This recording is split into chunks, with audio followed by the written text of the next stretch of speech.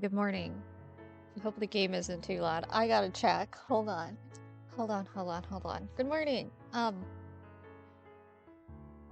Hello.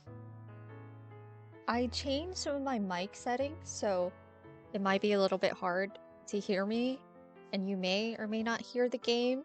I've just noticed audio issues, and I've been trying to fix it. It's really annoying. It's getting on my nerves. It's really irritating. Okay, let me see. I'm gonna mute myself. I'm gonna keep on talking, so you don't hear echoes of me. Hold on. I know I have an update.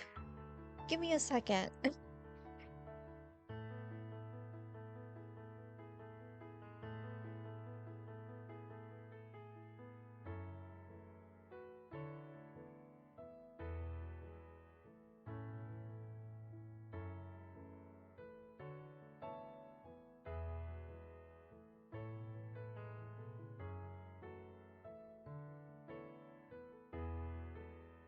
Okay, everything sounds good. But before we begin, I'm playing Reverse 1999 right now.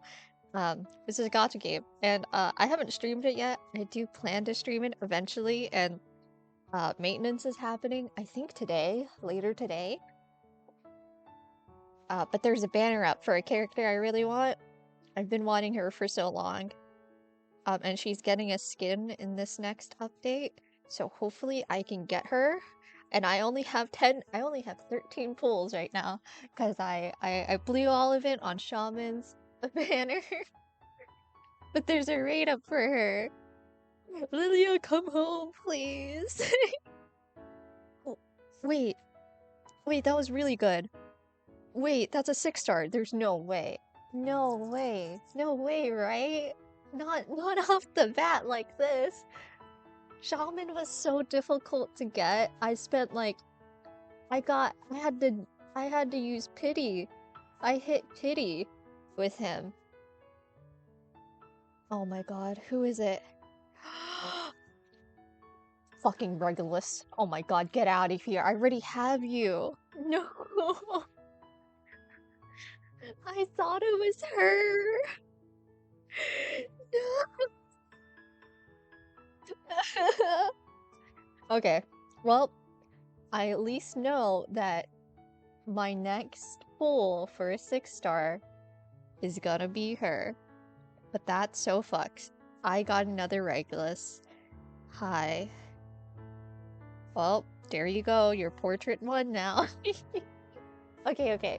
Anyway, I hope you're having a wonderful day. I've seen this game. It's been on my radar. Please be happy. The music is very calming, and the artwork is just gorgeous as we're looking at right now. But it's a very long game.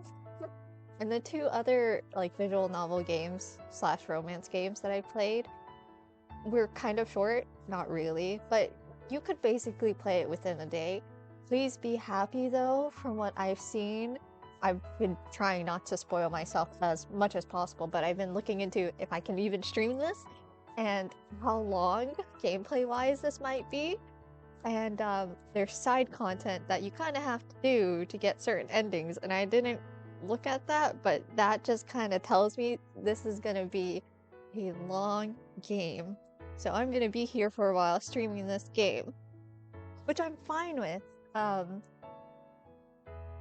the music, again, sounds phenomenal. I played a little bit of the demo, not all of the demo, but I know what happens at the beginning, and there's a lot of voice acting, so good for me. I don't have to read out dialogue. I will have to read stuff occasionally, but I won't be losing my voice because this is a long ass game. I'm gonna guess roughly it might be 20 hours or longer, depending if you do like everything. And I'm gonna try to do everything. I don't want to miss anything, and I hope I get a good ending. I'm not gonna be looking at any guides, so just diving in here, absolutely blind. But let's get started, shall we? Oh, my nose is stuffy. Okay. I'm gonna mute, and then we're gonna start, so I need to blow up my nose.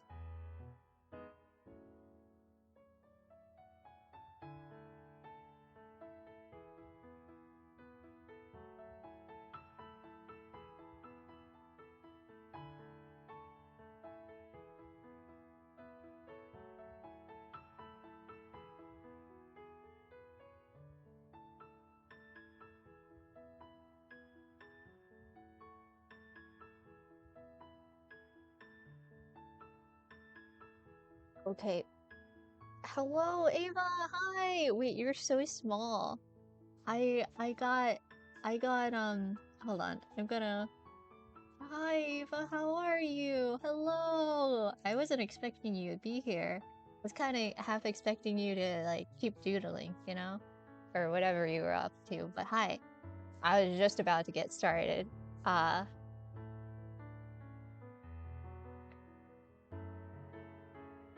Good thing you typed though, because I was wondering if my my chat box even works.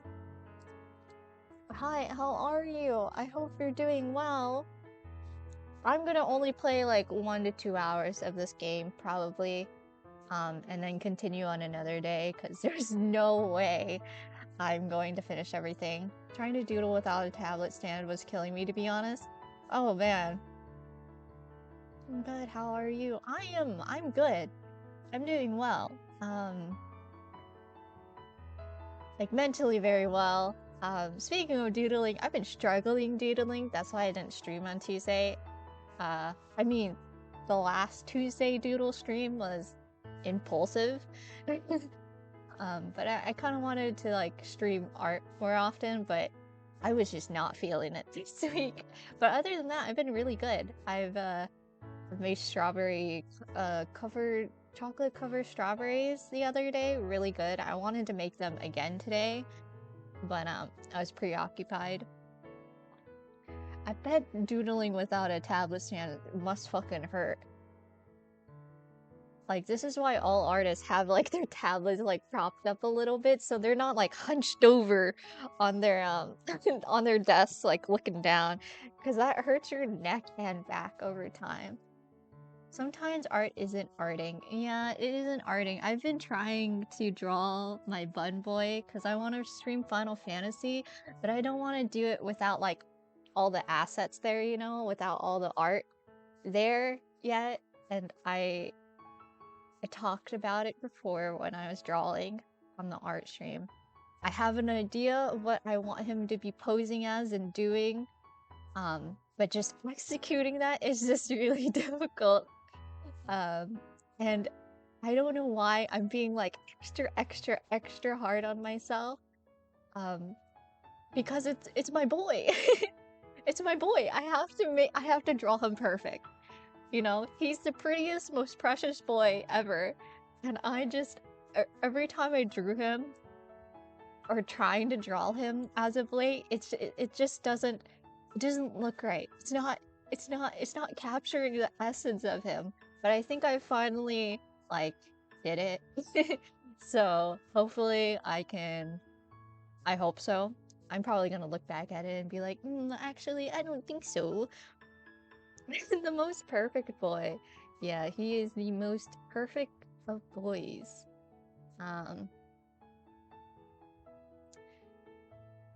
But yeah. I don't know if you're gonna chill here for a little bit, but the music in this game is absolutely wonderful, and a lot of it is voice acted, so this is gonna be a very chill stream. But yeah, I just want to draw my boy perfectly, and so I can start streaming the game and seeing how it'll look. I also am very conflicted on like how I'm gonna draw me in his hands. Like I'm going to be sitting in his palm of his hands, maybe. I don't know. I'm like, do I draw myself like a little tiny little like fairy or whatever, or do I draw myself as a chibi? I don't know. I just know I am in his palms. This is what I've been thinking about for the past week. It's hard out here. I don't know. I'll figure something out. But let's get started. Let's be happy. Let's be happy, eh? So, as we see on the screen right now, the main character is this gal right here. It's a fox girl. Forgot their name. Oh my god. And then we have the barista, and person to the side over here is the librarian, is what I'm guessing. Real, I get it. Yeah. Art isn't arting. But let's get started. I can't wait. Let's read a story together. Oh my god. Let's read a story? Okay. Fog settled over the forest far from the villages and towns, and with it came silence. I thought everything was voice acted. Huh? What is this? Birch trees shivered, pondering the weather, and dropped their leaves in fright. Streams bubbled, unseen by man, and babbled like the birds in the tree. Okay, I guess everything is voice acted if there's a character speaking, but this is kind of like describing what's happening in the environment. Alright. I thought I didn't have to read, but here we are. Okay, in the middle of the forest was a grove, and in the middle of that grove was a log. It had been many years since it had fallen, once one of the proudest trees around, and now, in death, was the home of an abundance of life. Did I already mention how beautiful the soundtrack in this game is? Absolutely, like, I'm gonna need to like look this up later and save it to go to sleep to. A line of frantic ants ran to and fro. Mushrooms, cloud-like and pillowy, sprouted across one side, like a footpath for fairies. Nearby, an old toe flopped contentedly in the mud. So pretty. It's so pretty. And the artwork's so pretty too. And this was only like 20 bucks. I mean, a lot of visual novel games aren't that pricey, but this was like pretty cheap. I was like, oh my god. And for how much gameplay you're getting out of? And it's voice acted? And inside the deep, damp hollow of the tree, something slept. A traveler strolled into the grove. Their steps were slow and tired, and they spotted the log with relief, like greeting an old friend. Weary from the day's journey, the traveler sat to take a rest. Whoosh. With a scribbling of nails on a rotten wood, a shadow bolted from inside the log to the tall grass nearby. The traveler watched the brush rustle as a faint patch of fur appeared within. Hello there, friend. I didn't mean to disturb you. They held their hand towards the grass, offering a piece of dried fish. At first, there was no reaction, and then first a snout appeared, quivering as if it tested the air. Then followed the rest of the fox, sleek and powdery.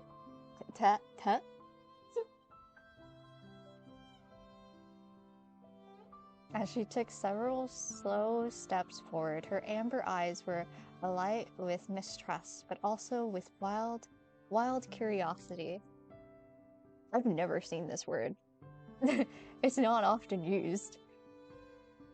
The stranger sat unfazed, their offering still outstretched. They dared to meet the fox's eyes, and in that glance felt something. Kindred. As the fox closed her jaws around the gift, a bond was made. Maybe we weren't so different, you and I. Gotta BRB, but I'll be back. Have fun with the lore. Thank you! The traveler returned the next day, and the day after that. Each day they brought some treats for their new friend. Each day, Fox's step grew a little more trusting. One day, when the traveler arrived, the fox was sitting in the clearing waiting patiently. Hello, my friend. Have you been waiting long? You have such a nice voice, holy cow. The fox peered up at the traveler. Her amber eyes were warm and trusting. She accepted her gift of meat, gnawing at it at the traveler's feet then and there. The traveler sat, imprinting into their mind the feeling of the wood beneath them, the clean air around them, and the tender bond of companionship. Where is your home, little fox? Is it here in this grove? Or do you come to see me too? Hey, hold on. Okay. It's capturing game audio. I didn't do that for one game, and I'm so paranoid. This will be the last time, I'm afraid. No. Because I'll be going home tomorrow. No, our friend. Home is such a small place compared to the rest of the world. True. Yet, it's some place I can't wait to return to.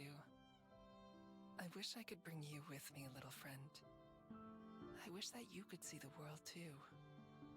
Dude, I'm getting emotional. It's only been like, what, 5 minutes? Your home is all around me though, isn't it? I wasn't emotional today. Are, wherever the leaves fall. Yeah. Little fox, perhaps it's you who's the more fortunate of the two of us. What? All too soon, it was time for the traveler to go. As they bade goodbye to the forest and to the fox, they knew that they would not return, but that they would carry the memories with them always. The next day, the fox was sitting in the clearing, waiting patiently. Chapter 1 of the Foxes and Fables. Ooh, wait, this is the fox? Whoa, wait, there's a pearl. Looks like a pearl. Wait. Huh? Oh, we got achievement. Beginning of chapter 1. Okay, so that was the prologue. Wait. Let's save. Thank you for flying with Kiwi Airlines. Kiwi We hope to Airline. see you again. The intercom's announcement is muffled in the closet where I am hiding. Just like the clattering of seatbelts and the chattering of passengers getting ready to disembark. I wiggle around impatiently, sore from crouching in here. For, I don't even know how long it's been. Hours? For sure. The last few minutes always feel like they take the longest. It's animated? Oh my god! A parade of footsteps begin to pass by outside my door. It's time. I listen carefully, waiting for a gap in the crowd. When it comes, I stand up and push the door open in a single movement. Ooh. God, fucking music! I'm gonna keep on talking about the music. I'm so sorry. They're all bops. I give a wink to the shocked-looking lady that I stepped out in front of. She doesn't even have time to gasp before I am out of her sights. Humans, they're always kind of slow. Ooh, the art. Wait, how do I take a screenshot?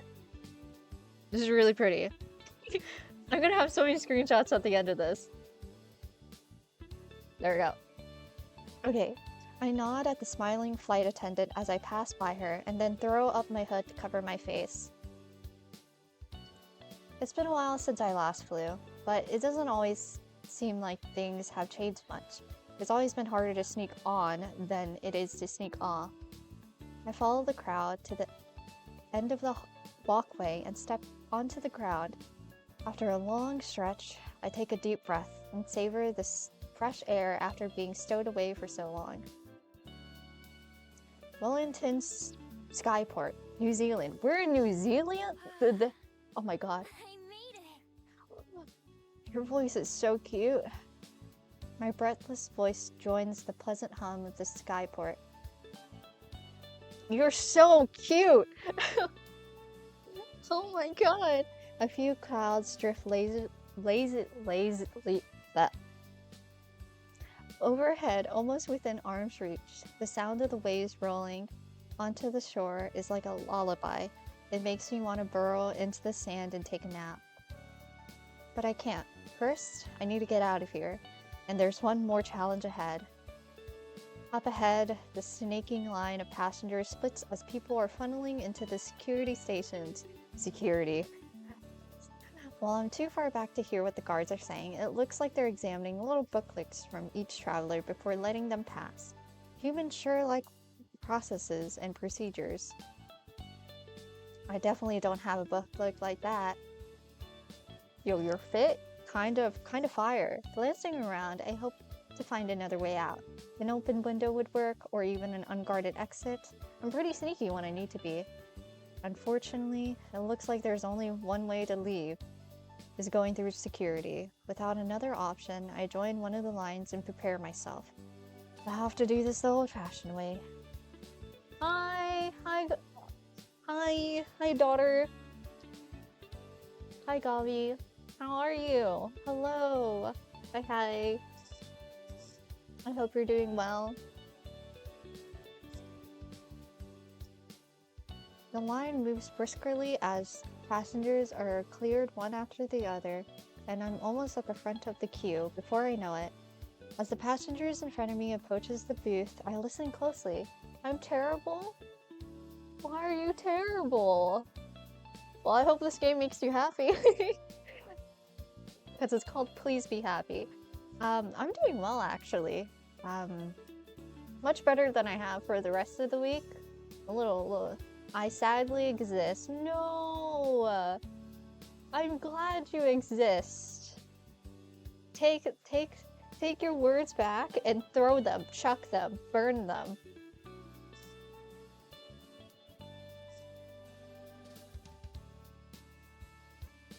Okay, I'm not gonna hear any of that. Passport, please. Right here. It's good to be home.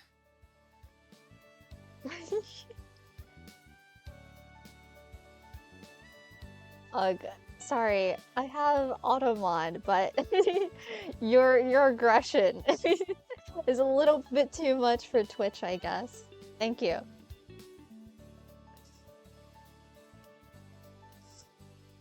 I will also smother you with love until you appreciate your existence. Don't say otherwise. This is the kind of shit that got my Twitter news. Really? This isn't that bad though.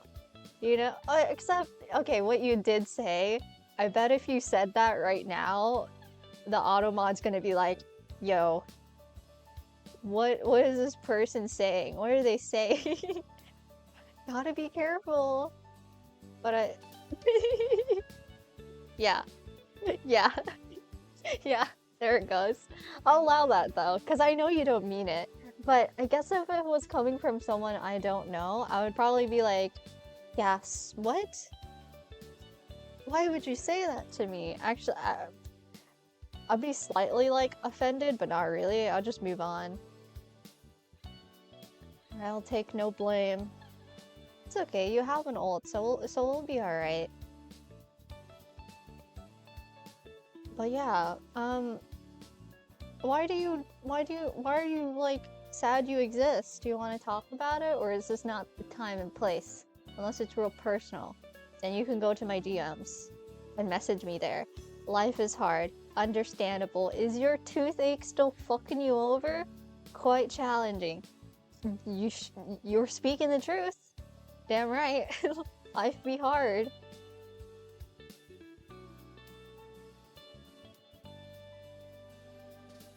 But wait, is the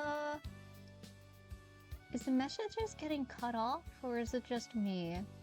I think it is. Hold on. I need to make it just like a little bit bigger. Thank you for messaging, by the way. I can fix the link of this. Oh yeah, that's right. My mechanical keyboard is not functioning. Is that correct? Hold on, I'm gonna zoom in on you. No, that's still not. What? Wait, I have to make it wider? Keep typing. I'm reading. Oh no, no, the toothache is way better. But you still have to take, like, ibuprofen. Like, is that thing rotting?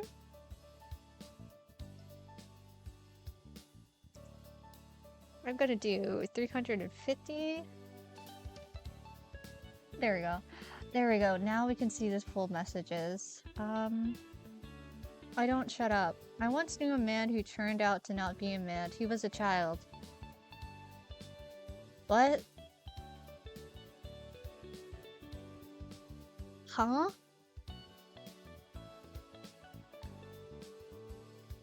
I mean, it's really easy to like conceal like who you are online, I guess. Oh yeah, it's like so way rotted. Oh no. Oh no. I wish I could help you, but I don't have a lot of money, sadly. Don't think on that message too hard. It's just a long message. Oh, that was a long message to see everything. Okay, thank you. Thank you for testing it. Damn. Yeah.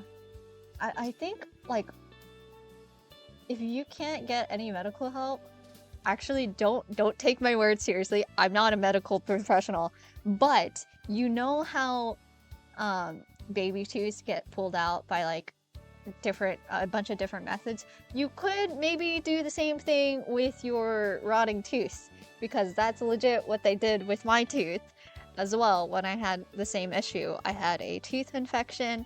I was gonna get a root canal. But that didn't happen because my tooth was way too gone. It was way far gone. So they just pulled it out with like a fucking, it looked like a wrench. It legitimately looked like a wrench. So, I'm not saying you should, but if worse comes to worse and you can't get real help, that's my experience. Anything for father. Thank you. Except for the little plasticky. That's mine. Yeah. I cannot. It's like 15% tooth left. What the fuck? Your tooth is that far gone? Oh no. There's nothing to do then to just to let it just rot, I guess. You know? Dear Lord, that's terrible. I'm so sorry. This is why dental care is really important. Make sure to floss often and to brush your teeth twice a day for at least 2 minutes.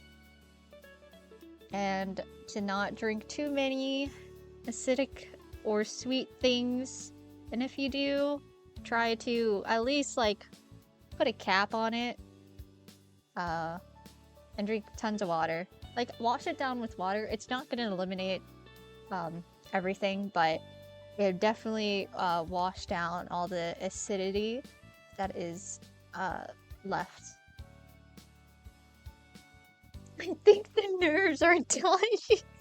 I shouldn't be laughing, but it's just like, damn, we are that far gone. Oh. I brushed my teeth, and I have also cut way back on pop. Good. That will definitely help. Yeah. Yeah, soda is actually really bad. Like really bad for you.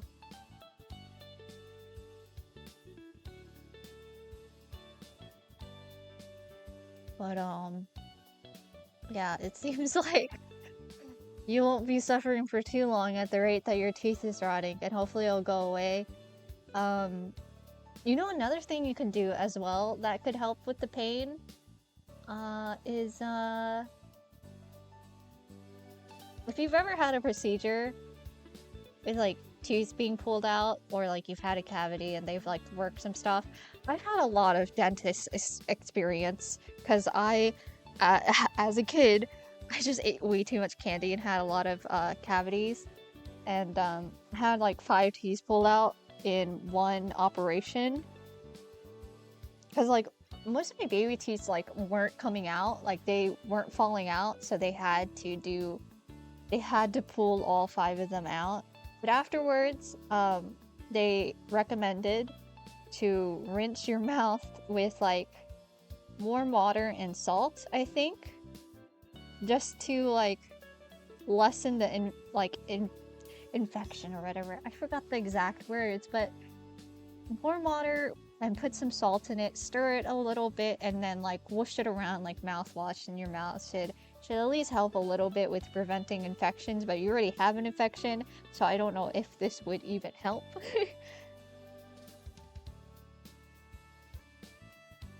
This is all started back when I was sick and throwing up all day. The next day, a chunk broke off. Okay, I'm getting a little bit sidetracked. I'll continue this story a little bit, but keep talking. What the heck? Oopsie. No, don't worry, don't worry. Welcome back. What the fuck? Just a chunk? If I lose my teeth, can I have yours? Dude, I already have so many tooth problems. Like the tooth that they pulled out that were my baby teeth, my adult teeth never came in. You know? And my teeth are way too crowded. I need every tooth I have right now. I cannot spare you any. But you can always get tooth implants. That's a thing. That costs money though. Because it's kind of just an aesthetic thing. That was like a pea-sized chunk. I'm surprised you didn't swallow it. It just came out. It just popped that right out. It's really easy to just swallow things. Like, I swallowed so many rubber bands whenever they placed them on my braces. Then lost it. No! You should keep a collection of teeth because the dentist always gives you your teeth that they pull out for you. Which is really weird. Why do they do that? Why do they do that? What the heck, man? Why do I want my teeth? Like, they're like low-key kind of disgusting. You can say no, that's true. I don't keep them. I kind of just throw them away. But they always do it. They don't even ask me. They just give it to me.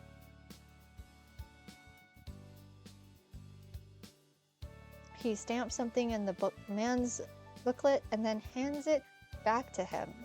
And he continues out of Skyport. Next. That's me. I don't know what they'll do with people without any papers, but I don't want to find out. I'm sure it involves lots of questions, being escorted around, and other unpleasant stuff. Casually approaching the gate. I'm going to bite you. No, denied.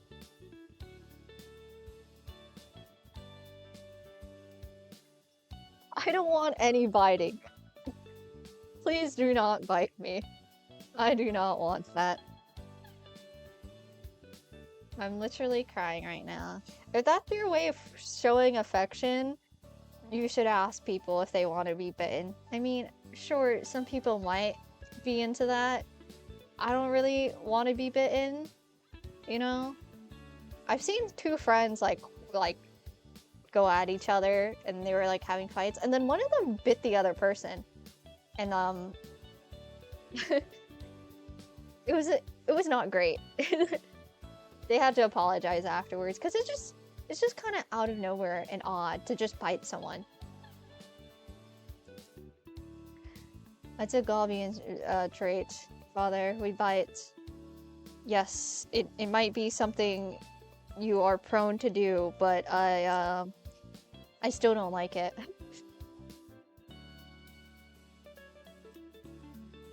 You can bite other people as long as as long as like they're okay. You're hungry. Go eat something. Don't eat me. Casually approaching the gate, I put on my brightest, friendliest smile while keeping a slight distance with my breathing steady and the tail calm. I'm sure to put on a convincing act. Passport, please. Of course. I fumble around in my pockets, pretending to look for my passport. Instead, I grab a useless clinky phone that I've been carrying around and let it clutter to the ground at the guard's feet. As expected, he bends down to retrieve it for me. Let me get that for you. And I make a run for it, bolting ahead and rushing past the security booth as quickly as he can. Hey, you wait. Whee! We're out of here. Stop! By the time they realize what's happening, I'm already a few seconds head start. My inhuman speed, combined with the natural chaos of the Skyport, should be able to buy me a bit of time. Go eat something. It's still relatively quite early, so if you hadn't had dinner, it's best to have something for dinner. Kind of a late dinner. You have a funny voice? I don't really have any funny voice. I can do like an old person impression. Because I slip into it on accident sometimes. But I don't think I can do it on command. I don't like old people. What did they do to you? I think old people are sweet. Especially like those, like, the grannies or whatever. They're just like, oh, here, have a little candy. I'm like, oh, yay, candy. Probably because my grandparents gave me a lot of candy, so I have a soft spot for old people. And them candies. They're always carrying them goddamn candies. They're old? Wow. That's it? They're just old?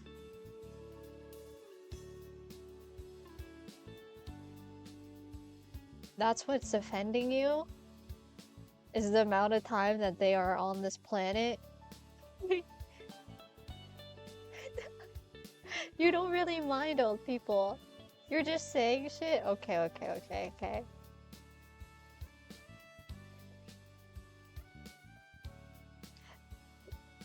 Still, I gotta get them off of my tail. Whoa, is this the map? Question mark, question mark, question mark. Dashing through the Skyport doors and out into the road outside, I don't even have time to take in the city without stopping for breath. I run into narrow streets while weaving between cars and shocked bystanders. Being seen by so many people like this is annoying, but it won't matter by tomorrow. You're an angel, right? Yeah, I'm an angel with elf ears, because, I don't know. They look cute. They're cool. Oh, you think a while back you asked what my Oshi mark was, right? I think I have it listed in my about section. It's down there, next to my unwritten VTuber lore. I'll get to it eventually. It's still a work in progress. Say, please, sin. Look, I already sinned. If God knew what I've read, you'd be like, what the fuck? There you go. I've sinned. Are you happy now? Putting the thought out of my head, I vault over the low wall into a nearby valley and land in a crouch. I am the only god you need, Father. There's a lot of cool gods out there, like the god of war.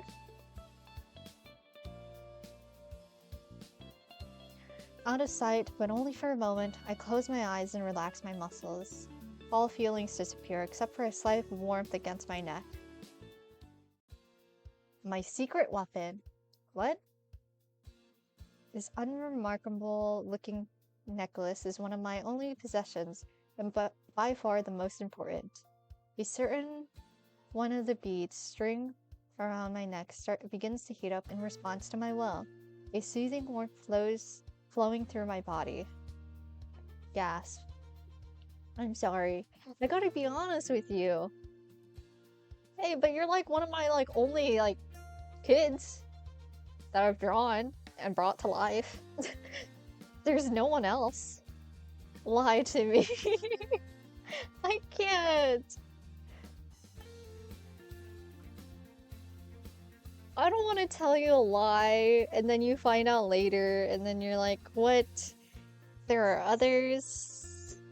Okay. You're the only god that I need. Cough. My hands and feet begin to morph first, the fur chasing up my arms and leg as they distort and shorten. This sensation was so bizarre the first few times I tried. It's amazing how it becomes second nature by now. Are you see, this is what I mean. You're gonna turn on me. You're gonna do a 180 and be like, what the fuck? But it's because you can hear my tone. You know I'm fucking lying to you. And I already told you I would just be lying to you.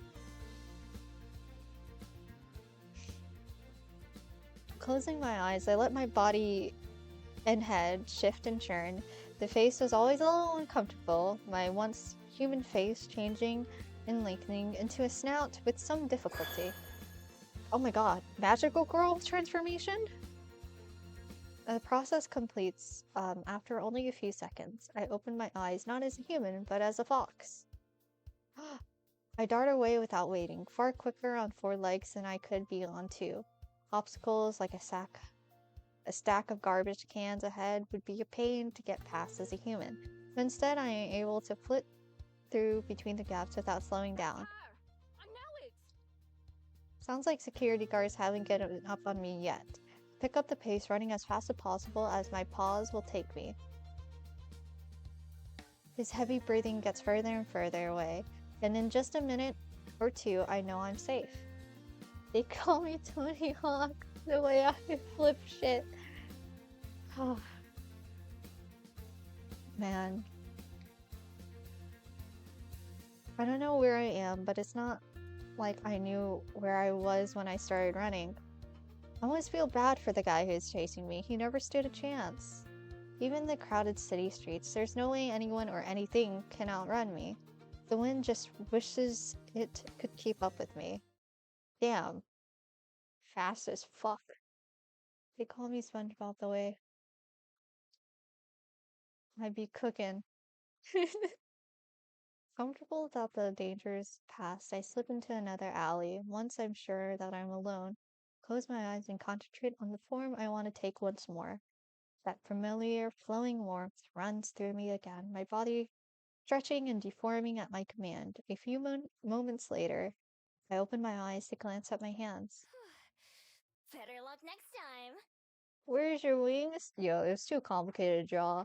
But but there's lore reasons why. So, if you look at the lore, it says I am like I ran away and I'm now hiding on Earth or whatever. I don't know. I forgot what I exactly put down there.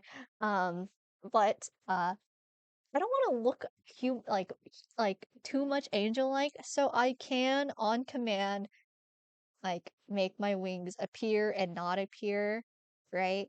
To just blend in a little bit better. The halo though is always there, but you guys can see it, but normally to humans' eyes they don't appear. It's just a fragment of light or whatever above me. You don't know how to read.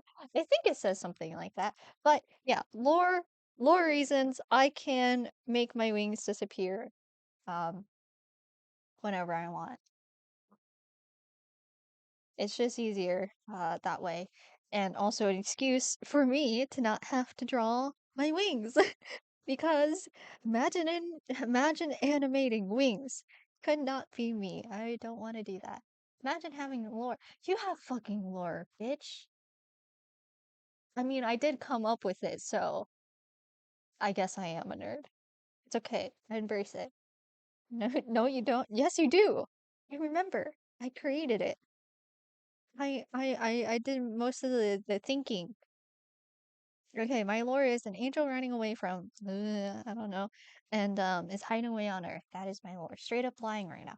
I'm literally credited unless you go and edit it right now that I didn't come up with it.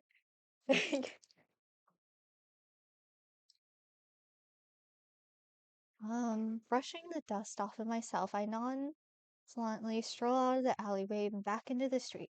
Odd person walks by on this errand or another, not paying any attention to me, just the way I like it. Left, right, past turn, left. Mapping out my path in my head, I look for a way to the main roads. It'll be easier to get my bearings there. I take turns at random without any real destination in mind. You're also, oh, that's true. My past. Uh, yeah, you need to fucking update that. Please do. Please do update. Unless you don't want to. I don't really care. When I decided to make the journey to Wellington, it was pretty impulsive. I'd overheard another pair of travelers talking about it and how beautiful a city it is. With a moment now to take in the scenery, I can see they weren't wrong. The streets around here seem like a mix of homes and businesses. Everything is very colorful. Even the brick walls are covered in pictures and paint. In the distance, I can see green hills that are lined with houses, as well as green hills that are completely empty. There are a lot of hills, now that I look around. Now that I look around some. I've been busy. Not really, just forget. Um, are those pride flags? Are those pride flags? Holy shit! It's so colorful! Oh my god, just a few streets away, the sound of pedestrians and busy intersections flow my way. I head in its direction, taking shortcuts through yards and driveways when it's convenient. It's the flags, guys! It's the flags! It's okay, I often forget to do things, and Um, as I told you before, I'm delaying making your gift tuber PNG tuber. I will animate it, but there's just a lot of things that I'm setting up within getting back into streaming for this first month. So once everything starts settling down and I've gotten everything like configured and done with, I should get to work on your gift tuber very soon. But I'm so sorry for the wait. As is your height. Your attention span is also short. I know. Thanks. At least it matches up. Um, in one lawn, a big dog growls at me as I walk past, but when I transform and growl right back, he tucks his tail and runs away. Dogs and I always have had an understanding. After squeezing through one last narrow side street, I finally emerged onto what looks like a main road. There are no cars here, but there are a ton of people on foot. Extra dialogue. But don't need to be sorry. I won't be streaming for a while. Yeah, I think you need to get your your teeth figured out and the pain and whatnot. And yeah, you've got a lot of stuff going on with you. I might be popping in and out, but I'm back. Welcome back, Ava. It's okay. I appreciate you coming back. Hold on. My dog is looking at me. I'm gonna see what he wants.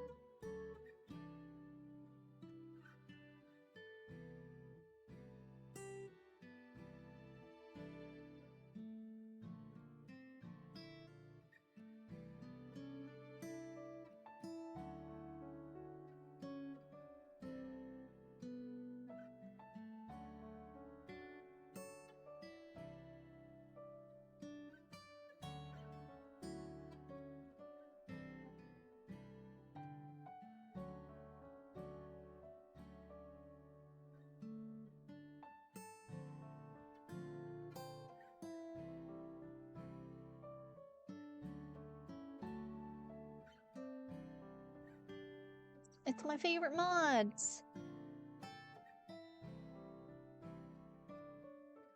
Hi. I like this mod. Yes. Oh yes. Ava, one of my favorite mods. I only have 2 mods right now. But I trust them and I'm very happy. We weren't fast enough. Go away, we're trying to be nice to you. Okay, I'll go away, I'll disappear. I'll just hold on, wait, let me just move the chat a little bit. I'm gonna move it to the other side.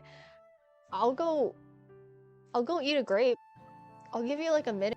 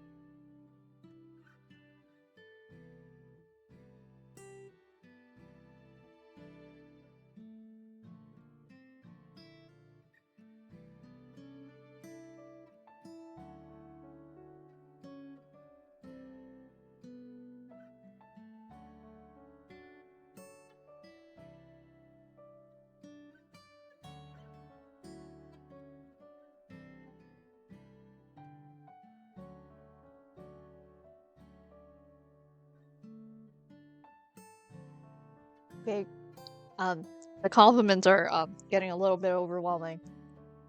Please cease. There's only so much I can take.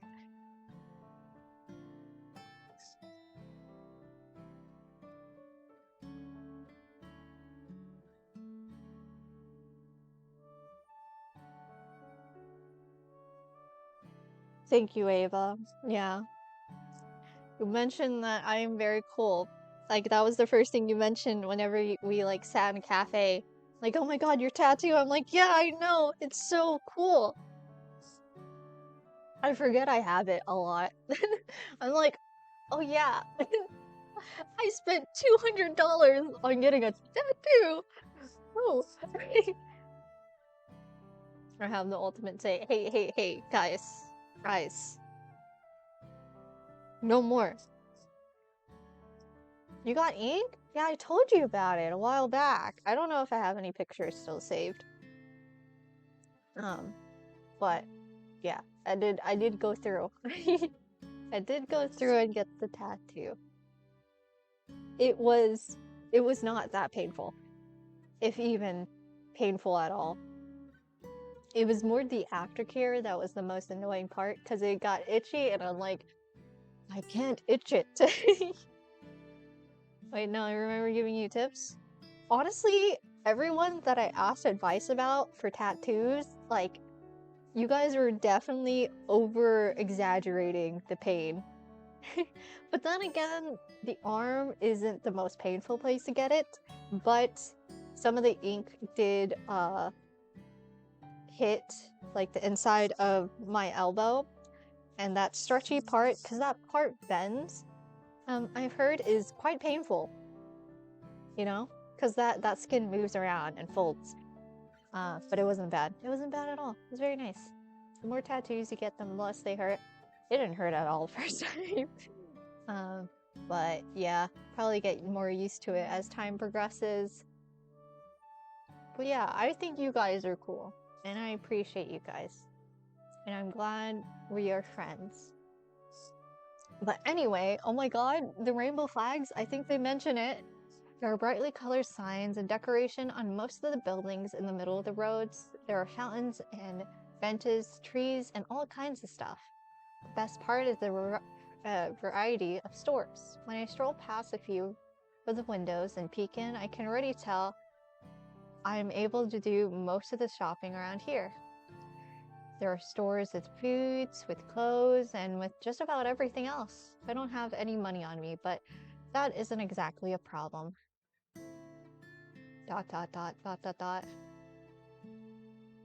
What is the problem is that it's too crowded.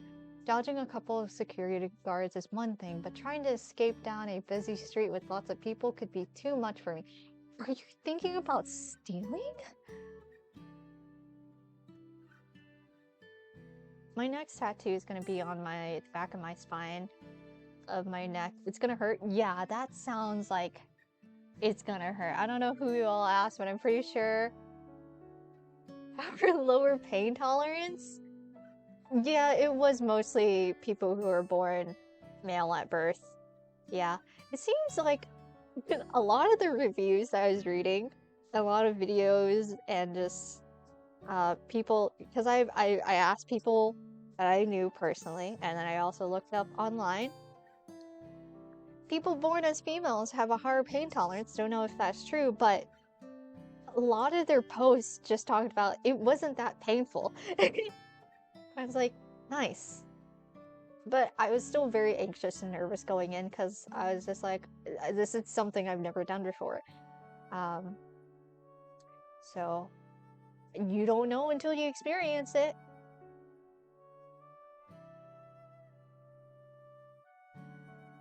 I think I missed the pain tolerance buff. It's okay.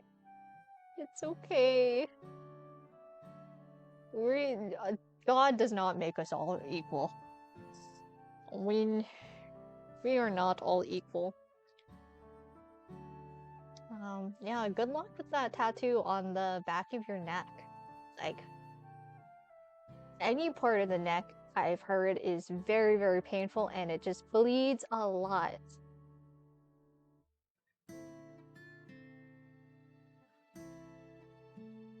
Oh, okay. That's Naruto, right? I think.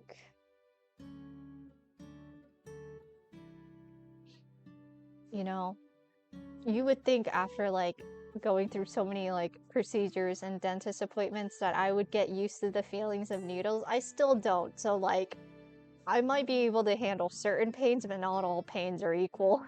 And I just can't handle nails. I think I focus on it too much, but tattoos are also needles, but not really. I talked to my tattoo artist. They were talking to me and I was just like, I'm scared because like getting tattoos, like the equipment you're using is technically a really, really precise and thin needle. And they're just like, not really.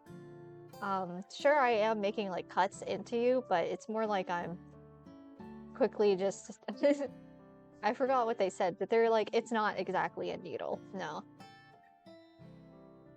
Mood, my needle tolerance has gotten much worse. Yeah. I'm so glad that I've gotten most of my like shots done, but I think I need a few more shots before I go to school, and I'm a little anxious about that. I always get a little teary. You wanna head out, Father? Mom, you're in charge? Mom's always been in charge. But thank you for stopping by. Go eat something. Make sure to drink lots of water. I hope your tooth gets better. All the best. Good nights. Yes, good night. Have a good night.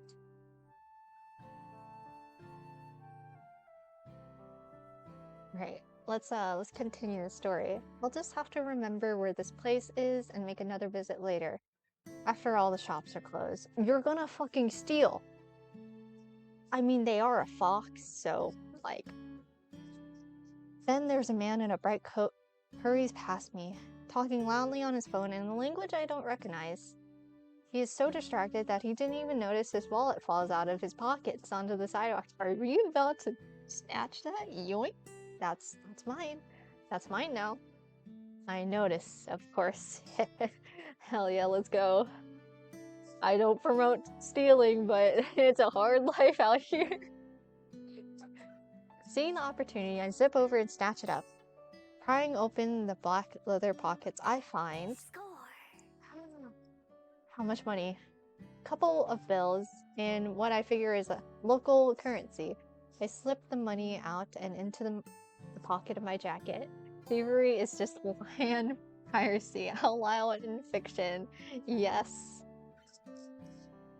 By now, the man is far ahead and he is almost out of sight.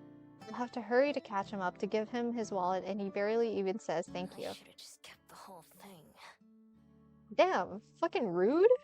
Dude, at least we were kind enough to give it back, although we did steal. Like, wow.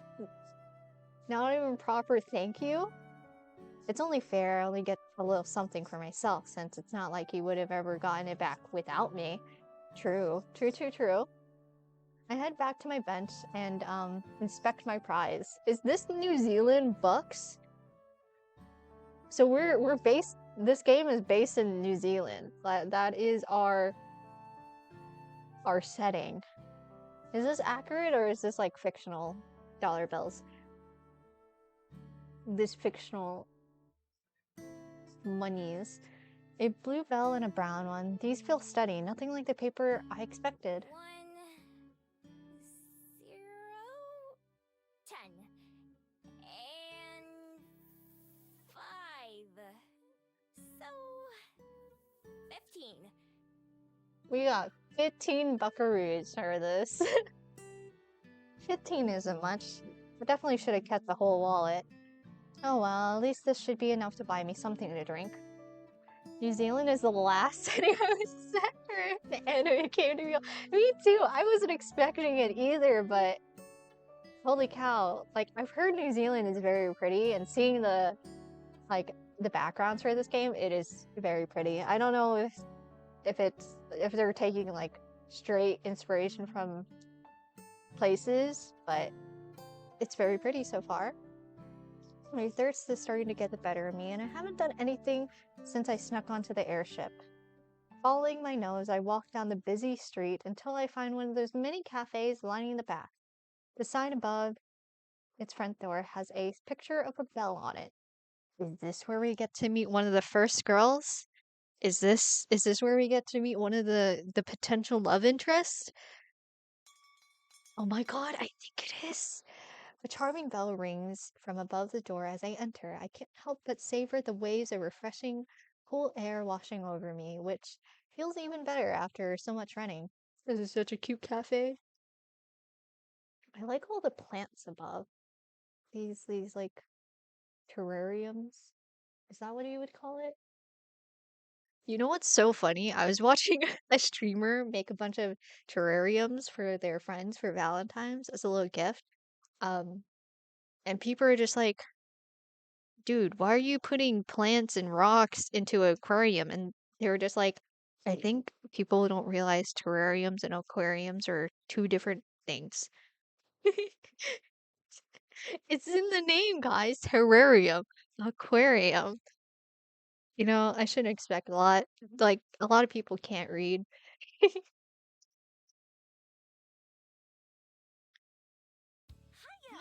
Oh, Welcome to the whoa, Bell House. whoa, wait. Are you a harpy? I see the wings. The barista. Welcome to Bell House. Terrariums are so cool too. I want to do one, like as a little side project. I would have to go to like one of those what is it? I think the streamer was talking about how like their Hobby Lobby or whatever, or was it Michael's? I don't know which. They were talking about how like they usually don't have terrarium stuff in stock, but they have recently, and they went on a splurge, and they were just like, "This is perfect because now I can make gifts for Valentine's with these terrariums." But yeah, it was really cute. They made one with a mushroom, one with like this really cool rock. It's just really cute. I want to do one for myself. I might stream it. I don't know. Who knows? Hi there. I love this person's design. This barista's design is cool. The barista behind the counter is only other person in the store right now. As I nod in greeting, she leans forward with a cup in one hand and a pen in her other. What can I get you? We're having a special on affogatos if you want to try one. Affogatos? What are those? Usually, they're like $7, but today, they're only 5. Ooh, there's a I'd like sale. I'm not sure. Yeah, me too. Isn't that a vegetable? Not wanting to commit a strange sounding drink, I look at the menu instead. Unfortunately, it's all handwritten. Finally, letters. I can't read a single word, and there's no helpful pictures. Safe option it is. I'll just have a vanilla latte. That's a safe option. Ugh, That's... boring. But okay. Name? Hey, don't judge. Mio. Look, I'm that person that always get the normal... What is it? I usually get a chai latte with almond milk. Vanilla, yeah. Vanilla chai latte with almond milk. Or whatever alternative. Oat milk? I've been switching between almond milk and oat milk. Just one of those two. I feel like that's kind of basic though. The only spin I do with it is doing a milk alternative. I would get a little teary if someone judged my drink. Like, come on, man. It's my first time testing out how that name sounds, but I decided that I like it. I decided on the airship that was one of the names I'd use in Wellington. I used so many names throughout my life, and I can't remember most of them. For each new city that I visit, I come up with something new. Boxes don't have any uses for names, so nobody ever gave me one. So you scribble something on the cup with a black marker, if that's how this name looks, then I'm even more pleased with it. 450, please. $4? I hand her the brown bill and she gives me back a big coin with a picture of a boat on it. Alright. I'll have this ready for you in no time. She sure seems enthusiastic. I nod as she spins around and starts working. Looking about somewhere to sit, I decided a seat by the window with the sun pouring in. No, don't choose that spot. It's gonna get too warm. It might look nice, but man, sun is hot. Near the entrance of the cafe, there's a wire rack with stacks of maps and tourist pamphlets. So I grab one of the maps before taking my seat. This cafe is big and bright with plants everywhere. They're on the walls, on the floor, and on the ceiling. Most of them are real and vibrant, obviously well cared for. Even the lights that hang down from the ceilings have glass ornaments with little shrubs in them. Seems like I made a good choice coming here. Any place with a bit of nature is it is more comfortable to me than places without. Guess I should find a place to stay. Looking down to the map I took, I traced the path that I made from the port to this cafe. It's useful, but doesn't really tell me anything helpful about houses in particular. Sorry, I got family stuff happening. Gotta pop out again for a bit. That's alrighty. Thank you for popping in again. Good luck with family stuff. I'll need a higher vantage point. I move my fingers along the hills and I notice something from outside. Following the little brown path to the patch of greens with a little mountain icon. That should work for now. My ears perk up right as the barista arrives, places my drink in front of me. Thanks. I reach over and take a warm cup in my hand, but the barista doesn't let go. You ready for the rain tomorrow? What? Huh? It's gonna rain tomorrow. Huh? I glance behind me out the window. It's sunny and blue as the day, blue, blue a day as I've seen. How do you know that? There aren't any clouds out there. Yeah, there. What? I'm just good with the weather. Anyway, if you forget, then you'll be sorry. She lets go of my drinks and heads back behind the counter. People are weird. Does that barista pull that on everyone? Standing on the doorstep, I take my first sip. Oh, this is really good. It's pretty plain, but well made. The coffee isn't too bitter, which is perfect for me. With a moment to myself, my thoughts churn inwards as I sip the warm drink. My first travels were in search of someone, but despite my whole life being spent trying, I haven't made any progress in finding them, so I've taken to simply wandering, going wherever I wish at the time.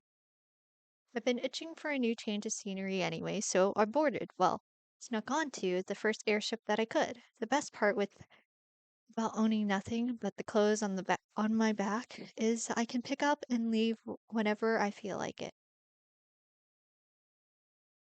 I take a moment to get my bearings and look around. I see a tired looking person shuffling along the far footpaths with a briefcase in their hand. They stop outside one of the buildings, take a deep breath, and pat their faces a couple times and go inside. They must not be looking forward to whatever's going to be happening in there. Maybe they have to fight someone. Through the large glass windows of another store, a fawn is trying on a pair of shoes, but they don't seem to fit her shoes. The people waiting with her look annoyed. I wonder if she's fusses around with her footwear a lot. For a while, I simply let the day roll by and watch various figures who stroll by. People watching is fun, especially in a busy city. Yes, people watching is so fun. Eventually, I go to sip my coffee, only to find nothing coming out. With no reason to stick around, it's time to go. In the sunlit street, I look about to match what I can see with the map's direction. There's a tall green mountain in the distance ahead of me, which must be one of the which must be the one on the map. It'll be a perfect vantage point for the city. I'll ideally I'll find an empty building I can crash in, but it's not necessary. A roof above my head would be nice, but I'm plenty used to sleeping outside under the stars. Sometimes it's better than sleeping in a bed. Encouraged by the plan forming in my head, I set off on the long walk towards the summit. Ooh, we're over here now. Wait, let me see. The path to the mountain turns out to be less simple than the map made it look. First, a trail takes me along the waterfront, then turns upward through a small forested area. Being among the trees and their tall shadows make me feel at home. When the path leaves the woods again, I'm a little disappointed. It leads up to a paved road, so I stick to the edge to avoid passing cars. Sometimes I take shortcuts through yards or unmarked paths. There are quite a few nice looking homes right along the roadside. I'll make a mental note to check them out later when I'm low on money or food. Not much further along, a concrete lookout offers another glance of the city below. A couple airships are coming into the docks at the skyport, probably from one of the other floating islands. There are still a ways to go to the top of the mountain, but luckily it has been easy so far. I wouldn't even consider it a hike. Oh, my nose is getting stuffy again. Hold on.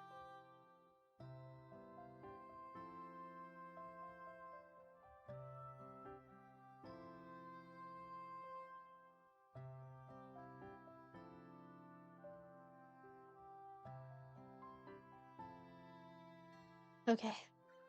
Eventually, I reach the final stretch of the road. I can see where it curves ahead to the summit. I hurry to the end. A metal railing spreads out like a crown on top of the mountain. As I go to toss my empty cup away, a pair of chatting tourists pass by me. From here? Oh, about an hour from the base of Mount Victoria, so a bit further from here. Mount Victoria. I'm glad to know what this place is called. I say the name out loud to help commit it to memory. Standing at the edge, I'm treated to a wonderful view of Wellington. The city forms a crescent moon shape around the bay, which glitters like a sapphire from up here. The sun is starting to set, and that makes the water even more shimmery. Even more airships can be seen coming and going. I think that I can even see the edge of the floating island we're on, miles out in the open sky. I survey the city, using the sky point as a reference point. From up here, what felt like such a long chase really doesn't look far at all. If I strain my eye, I think I can even see the coffee shop from earlier. What was the barista said it was called? The Bell House? It's kind of tough to make out the details. My hearing and sense of smell may be great, but my eyes aren't that much better than humans. Then I noticed something useful. Look! Is that our house? Probably. What can you see from here? I see Dad's car! Not too far away, there's a little kid who's using a pair of metal tubes attached to a post. His mom is helping him aim it at the city. It must be something that improves your sight. The moment the kid and his mom leaves, I hurry over before someone else can get to them first. When I press my eyes into the same spot that kid did through, all I can see is black. I try to move it around, but it doesn't change. Is this thing busted? Some text is printed on the side. I have no idea what it says. There's a small slot, though, with a picture of a coin next to it. Luckily for me, it's a coin that has a 50 on it. I put the coin that I received from the barista into the slot and spin the lever. The machine eats my coins, and then I put my eyes to it again. Yes! Ah, it worked! Everything looks much closer. Even the trees on the other side of the hill appear in a crystal clear detail, like I'm standing right next to them. I aim the viewing glasses at the city and I look around, trying to find a good place to rest for the night. Houses are a no-go. Even if they look empty or abandoned, you can never let your guard down for a minute.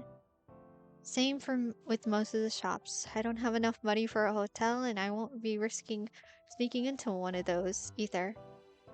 As I'm studying the sights, trying to memorize as much as I can, there's a clicking sound, and once again, the view goes dark. Stupid machine. I smack it a couple times and check again, but I can't see anything. Well, whatever. Looks like I'm sleeping outside tonight.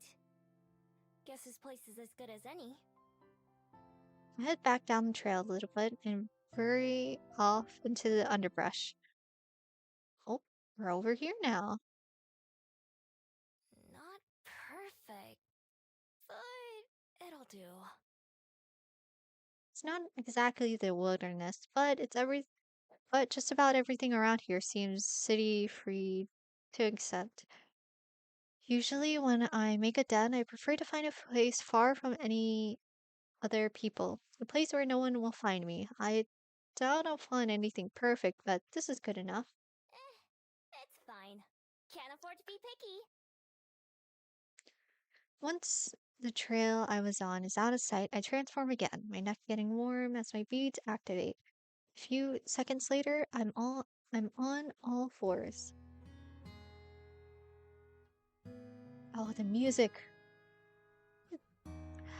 As a fox, the sensations of nature are much stronger. The earth beneath my paws is cool and refreshing, and the breeze whips around my tails like a massage.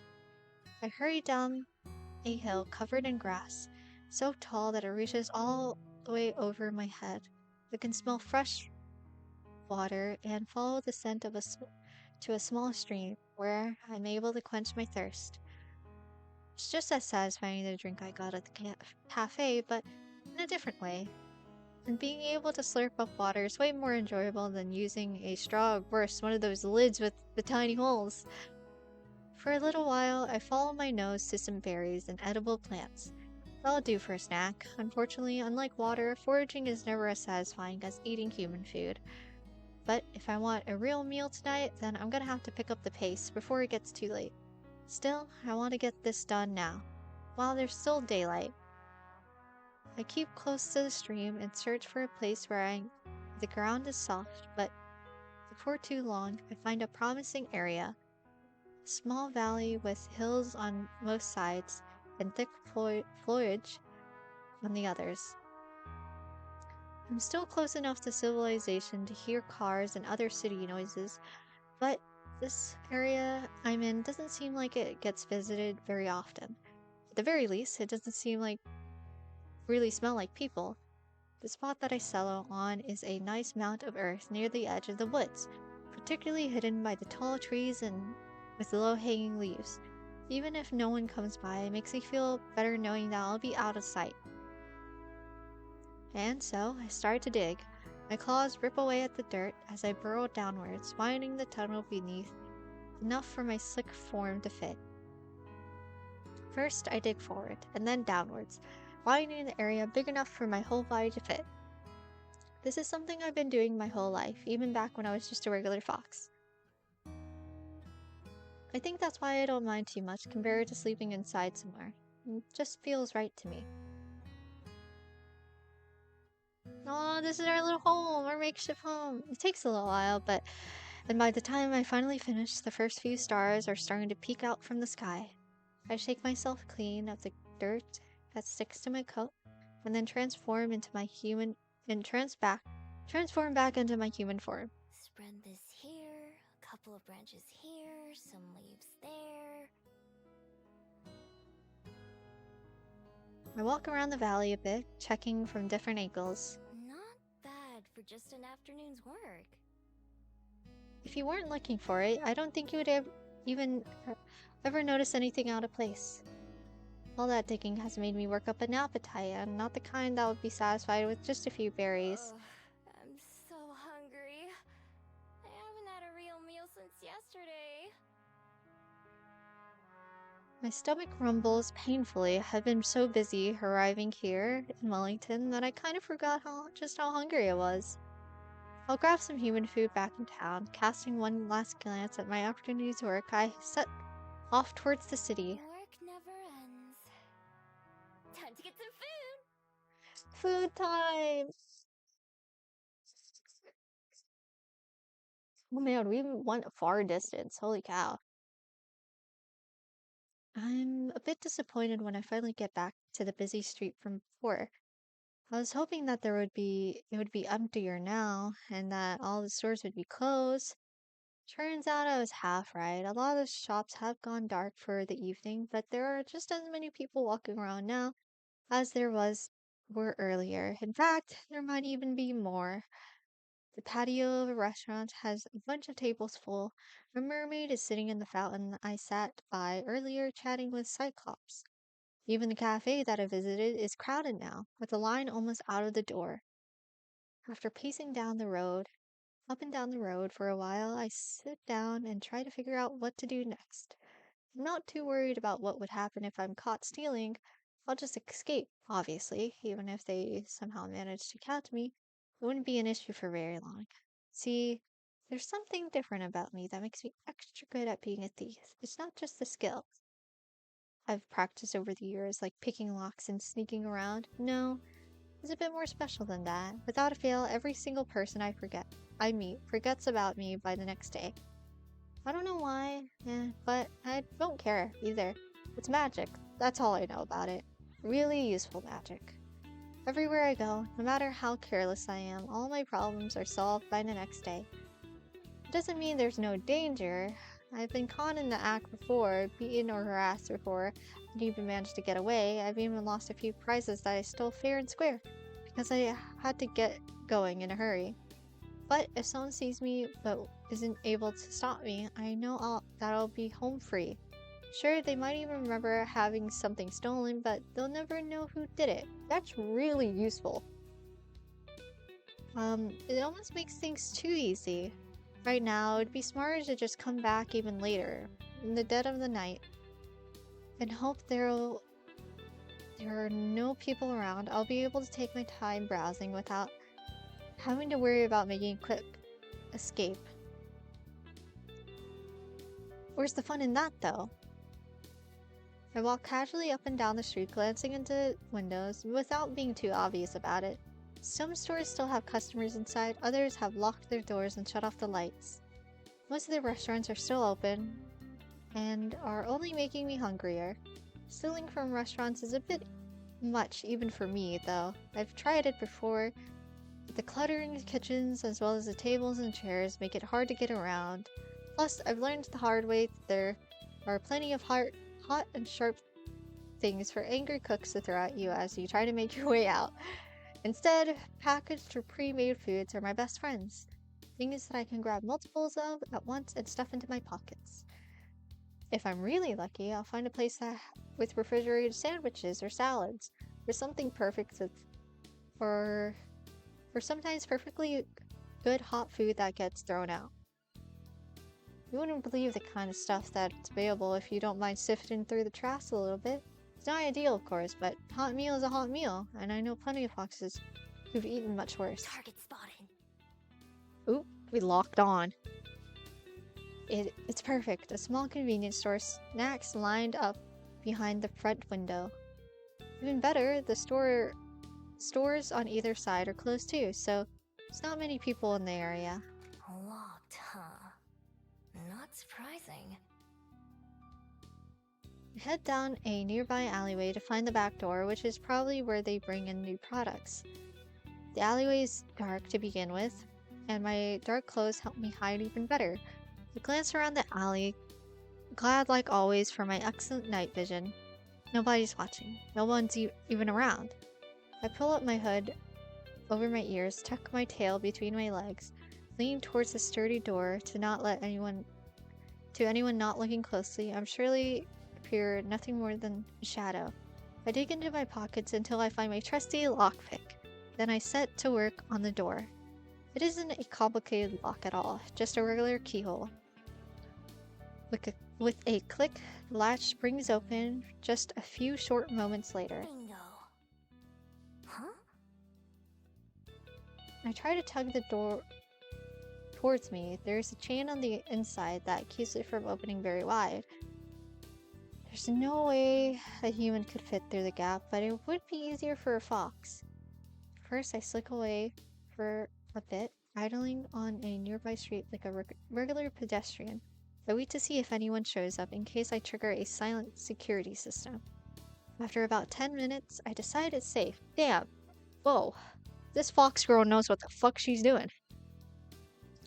I decide to transform under the cover of the darkness in the alley and slip into a building before transferring back. The shop isn't very big, and the receiving area is a small hallway with a few boxes and soda, candy bars on the floor. I grab a couple of my favorites and shove them into my pockets. When I keep around into the main area, I make sure to stay low to the ground, trying to avoid being seen from the outside. I'm not exactly hidden, but as long as I don't stand up, I shouldn't attract anyone's attention. I move fast, cramming as much as I can in my pockets. Cookies, protein bars, popcorn, I'm not very picky. With my coat starting to feel heavy, I grab a plastic bag from behind the counter and transfer some of my loot into there. I also take a few bottles of water and sports drinks from the coolers. Just as I'm about to leave, I spot a few of those covered plastic sandwiches I was thinking about earlier. Jackpot! I fill my bags with sandwiches until it's almost overflowing, and then I head back the way I came in. In total, I was in and out under 5 minutes, and I've gotten enough supplies to last me several days. When I step out into the alley, I glance both directions, making sure no one saw me emerge from the store. I don't see anyone, but my neck prickles as if someone is watching me. I sniff the air. but don't notice anything out of the ordinary. Nothing that wasn't there before. Still. There's suddenly a flap of wings and a bat fluttering past me from the shadows. It goes right over my head and disappears from sight up the street. That's it? I let out the breath that I've been holding and start making my way back towards the mountain where I made my den. I swing the bag from my arms as I walk, whistling a song I heard earlier. I'm not able to keep a smile off my face. All in all, not a bad first day. Damn, we've gotten a whole bunch of food to last us a I've while. got a nice nest, food to spare, and plenty of places to explore tomorrow. There have been plenty of days in my life where I had none of those things. I unwrap one of the sandwiches that I grab and take a big bite. Nothing beats the taste of hard work. I hope Wellington continues to treat me well while I'm here. So tired. I'm gonna sleep so well tonight. I unpack everything I got from the store as well as the treasures that I always carry with me, my locket, my wallet, and a few pretty stones. The only things that I leave in my jacket is a small Can't get squirrel. that damaged or dirty. I change back into my fox form and dig another hole near the entrance to my den. This one is much simpler and shallower, and I bury some of the snacks I stole before covering them back up with dirt. Not like anyone's gonna come by and swipe my things, but better safe than sorry. I Cool. stole this myself after all. Don't want it being stolen from me.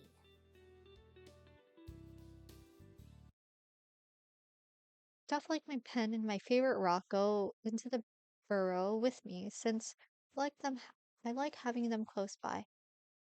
Once that I got everything where it belongs, I climb into the hole myself, turning a few circles before settling down with my tail wrapped around me. From here, I have a perfect view of the stars. I look up at the clear sky through the mouth of the tunnel.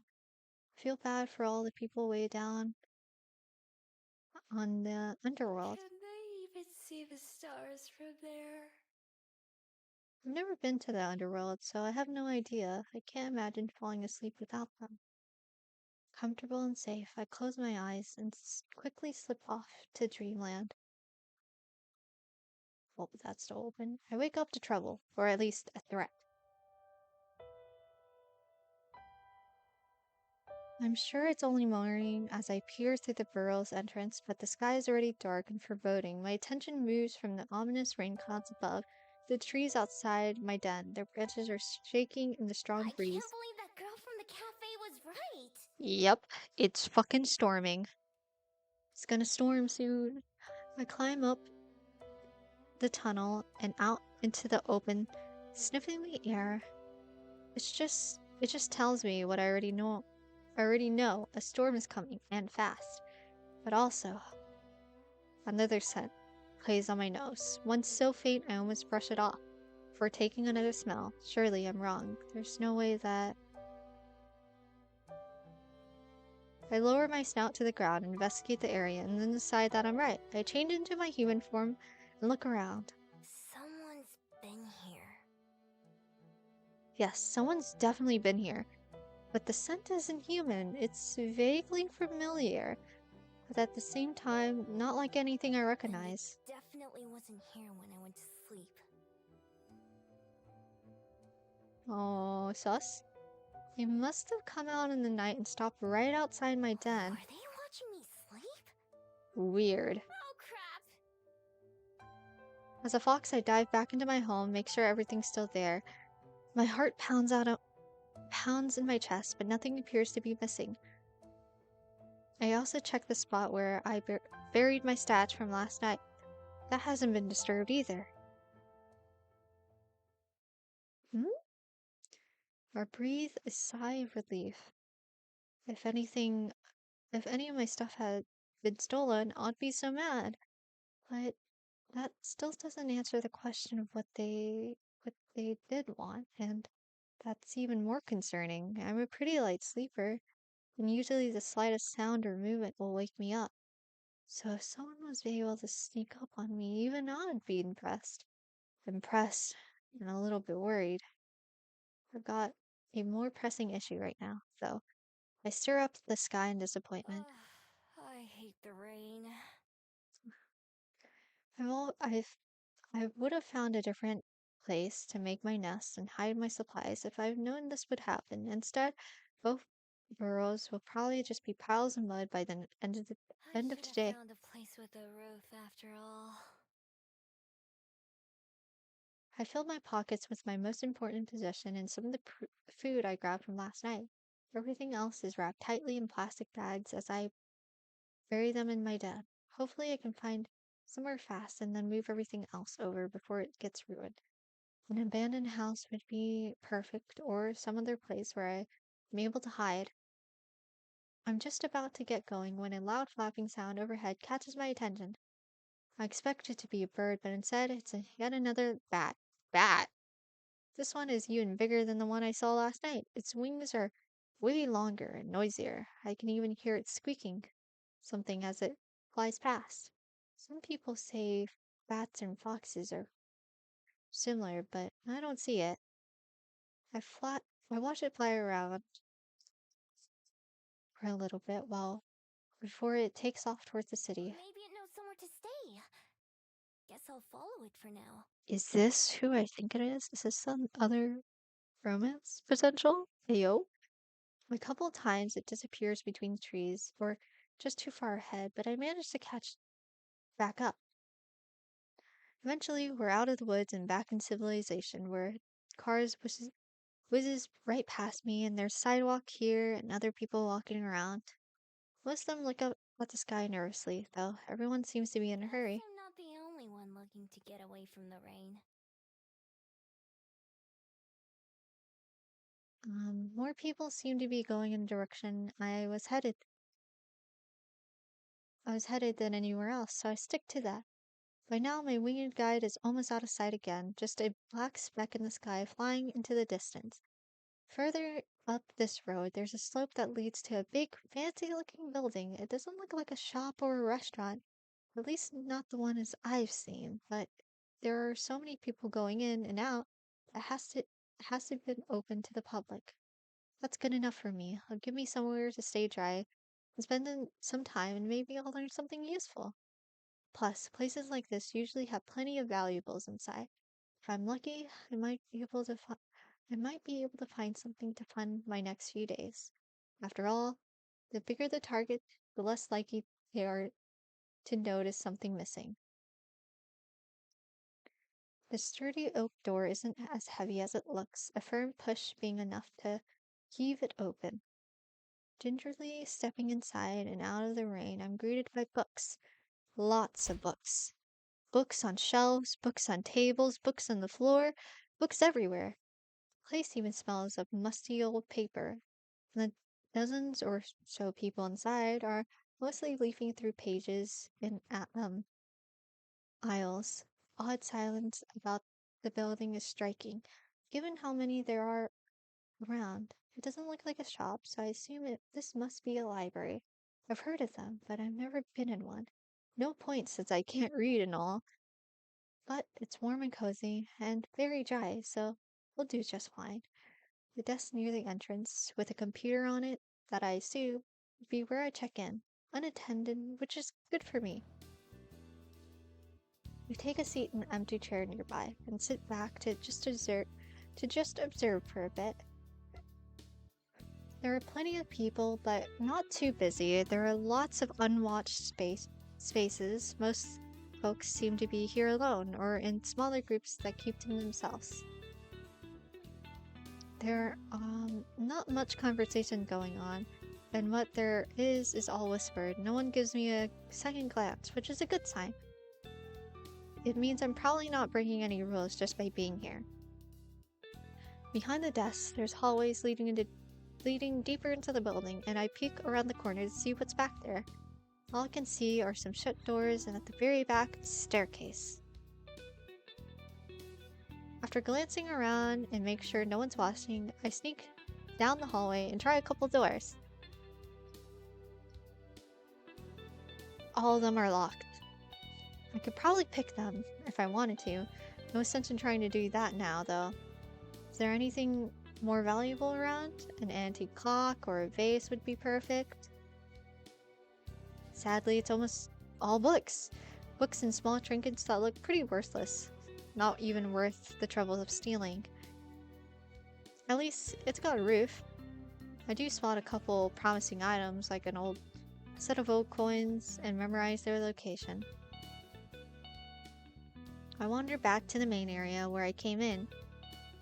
It hasn't started raining yet, but it's only a matter of time. The wind is loud and the gushing, and even opening the door is enough to make me shiver. If nothing else, I can probably wait out the rain here, but my poor abandoned snacks back at the den. What a waste. Can't do anything about it now, though. I should keep looking around. I move around the area, never going beyond what seems to be the public area. I pretend to inspect a few books, taking them off of the shelves and flipping through the pages, but I'm actually mapping out the places in my head. Doors, windows, and potential places to hide, things like that. Most of the time, this kind of information is unnecessary. It's been at least a few decades since I've had to make a dramatic escape from anywhere. At this point, plotting an escape route is just habit. Overall, I like what I'm seeing. Even with locked doors and off-limit hallways, there are lots of nooks and crannies that would make good hiding spots, especially as a fox. From the thick dust that coats a lot of these areas, I can tell they don't get a whole lot of visitors. And if I'm careful, I might be able to go a whole week without being noticed. As long as I can get in and out of the building easily, that is. And with huge windows that line the back, it seems easy enough too. I weave around a couple of shelves that are taller than me and head to the very far back corner. I peer around the corner of the last aisle, just to make sure I'm alone. But I'm not. At a small table by the window sits a woman with a small book in her hand, resting against her finger. She's perfectly still, but mouths the words on the pages she's reading, like she's tasting them instead of just seeing them. Her expression has a distant look of someone way off in their own world, far away from this one. She looks so at peace that I think she must belong in that other world. She's beautiful and elegant in the same way as a painting, with the light from the window shining on her like a display. I duck behind the bookshelf, pressing one hand to my racing heart. My other bumps against the books on the shelf and falls with a dusty thump. Oh, no! Oh no! Mission failed! Oh no! Pretty girl is looking at me. Oh fuck. Cursing my clumsiness, I suddenly back away in case she decides to investigate, but she doesn't leave her chair. It's nothing. Oh, okay, we weren't noticed. We just made some sound. She turns and gazes out the open window at what I don't know. A moment later, she returns to her book and leaves this world again. I stay hidden, my face still burning a little bit. Yes, I think this will be the perfect spot to spend some time. Suddenly, there's a much louder boom than the one I caused as thunder rumbles outside. Few people around the library startled at the sound and look around. She is so pretty. Holy. Oh my god. I'm just like admiring her art, the artwork of this character right now. We don't know the name of this character yet, but very pretty. Sighing, girl in the chair pulls the window beside her closed. First few drops of rain, falling not a minute later. I'll investigate the windows later. Right now, I don't want to bother her, so I head back to one of the plush chairs on the other side of the library and take a seat.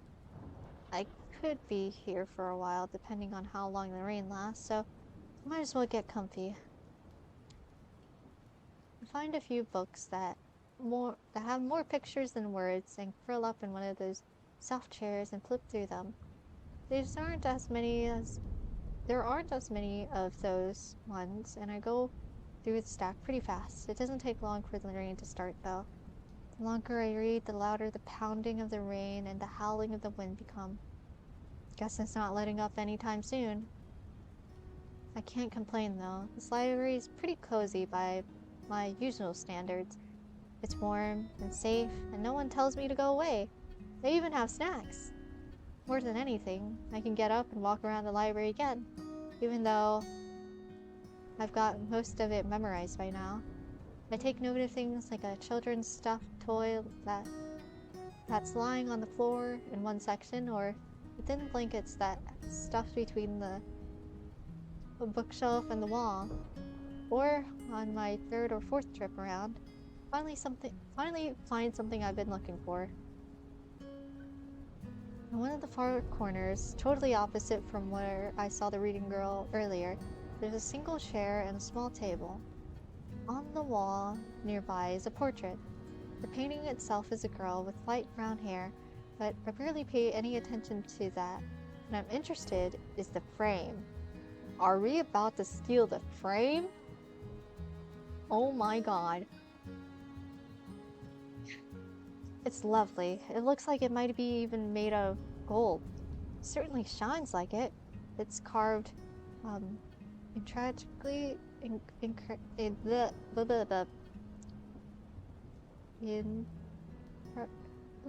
into the shapes of waves flowing up and down. I'm butchering that so hard. It's gonna be worth something. I pretend to not pay much attention to it. As I make my way back to the table, there are too many other people around me for me to be able to try to sneak out, and it's too big to fit under my coat without being obvious. That just means I'll have to come back some other time, maybe once this place is closed. Hours pass by and the storm continues. I'm disappointed about losing the whole day, especially so soon after arriving, but it's not like I'm in a hurry. I'm in any sort of hurry. I pat one of my pockets, feeling the familiar and reassuring weight of my paper scroll that's tucked away. There. That scroll is the only thing close to a purpose that I have. It's not particularly urgent, or at least I don't have any way to deal with it faster. I spend a long time reading. It's almost afternoon when I go and check the windows again, but the rough weather outside continues. At this rate, I'll be sleeping in a puddle of mud tonight, unless... Quick check shows that there are a lot of other librarian patrons left. It's not empty, but it's not nearly as full as earlier. Guess some of them decide it's worth braving the rain. Looking as nonchalant as I can, I get up from my seat and pretend to browse again, slowly moving through the shelves. The reading girl is gone now, although she's not what I was looking for. Instead, I pick up the drop toy and a blanket that I spotted earlier, and head to one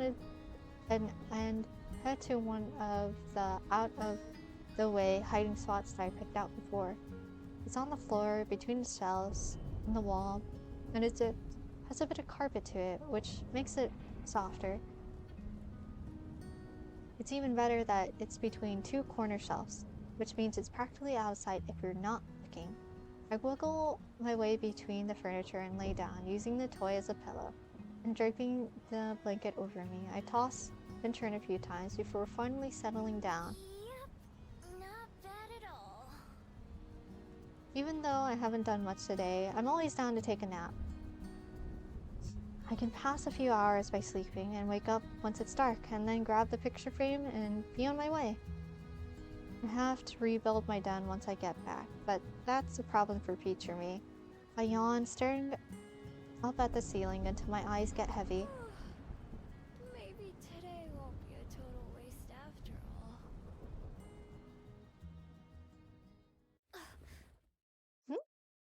The sound of cloth rustling wakes me from its dreamless sleep. How did someone sneak up on me twice? I don't know how long it's been. The sky outside has darkened significantly, and now the stars twinkle outside the window. Oh! There's no time to react as the sound comes closer. I hear no footstep, but suddenly a woman steps into view. Her clothes are pure white, making her stand out like a ghost in the dark library. Her cape rustles again as she reaches towards one of the shelves. One of the shelves I'm hiding behind, to be precise. Gingerly, she moves 2 books to the side and then slides another into the space she created. She handles them like precious treasures that might break if she's too rough. I stay perfectly still, afraid to even breathe in case she notices me. My heart beats wildly as she slowly, deliberately looks over the shelf, examining their titles before taking a book from second-most row through the gap she created in the shelf. Our eyes meet in the darkness. Oh no. I tense up as she steps around the shelving between us to get a better look at me, preparing myself to leap away if the need arises. The carefully memorized layout of the library flashes through my mind as I frankly plot the best way to flee. Even as I prepare my escape, I can see her taking in everything about me. The stolen blanket, the makeshift pillow, my general disheveled appearance. She opens her mouth and I brace for a verbal attack that's sure to Hello come. there. Oh, May I ask why you're sleeping on the floor? ugh, um, Um, um, it doesn't matter what I say. Just distract her enough to get I away. don't have anywhere else to sleep. Yep, I thought so. being brutally honest. Oh, she leans down and offers me a hand.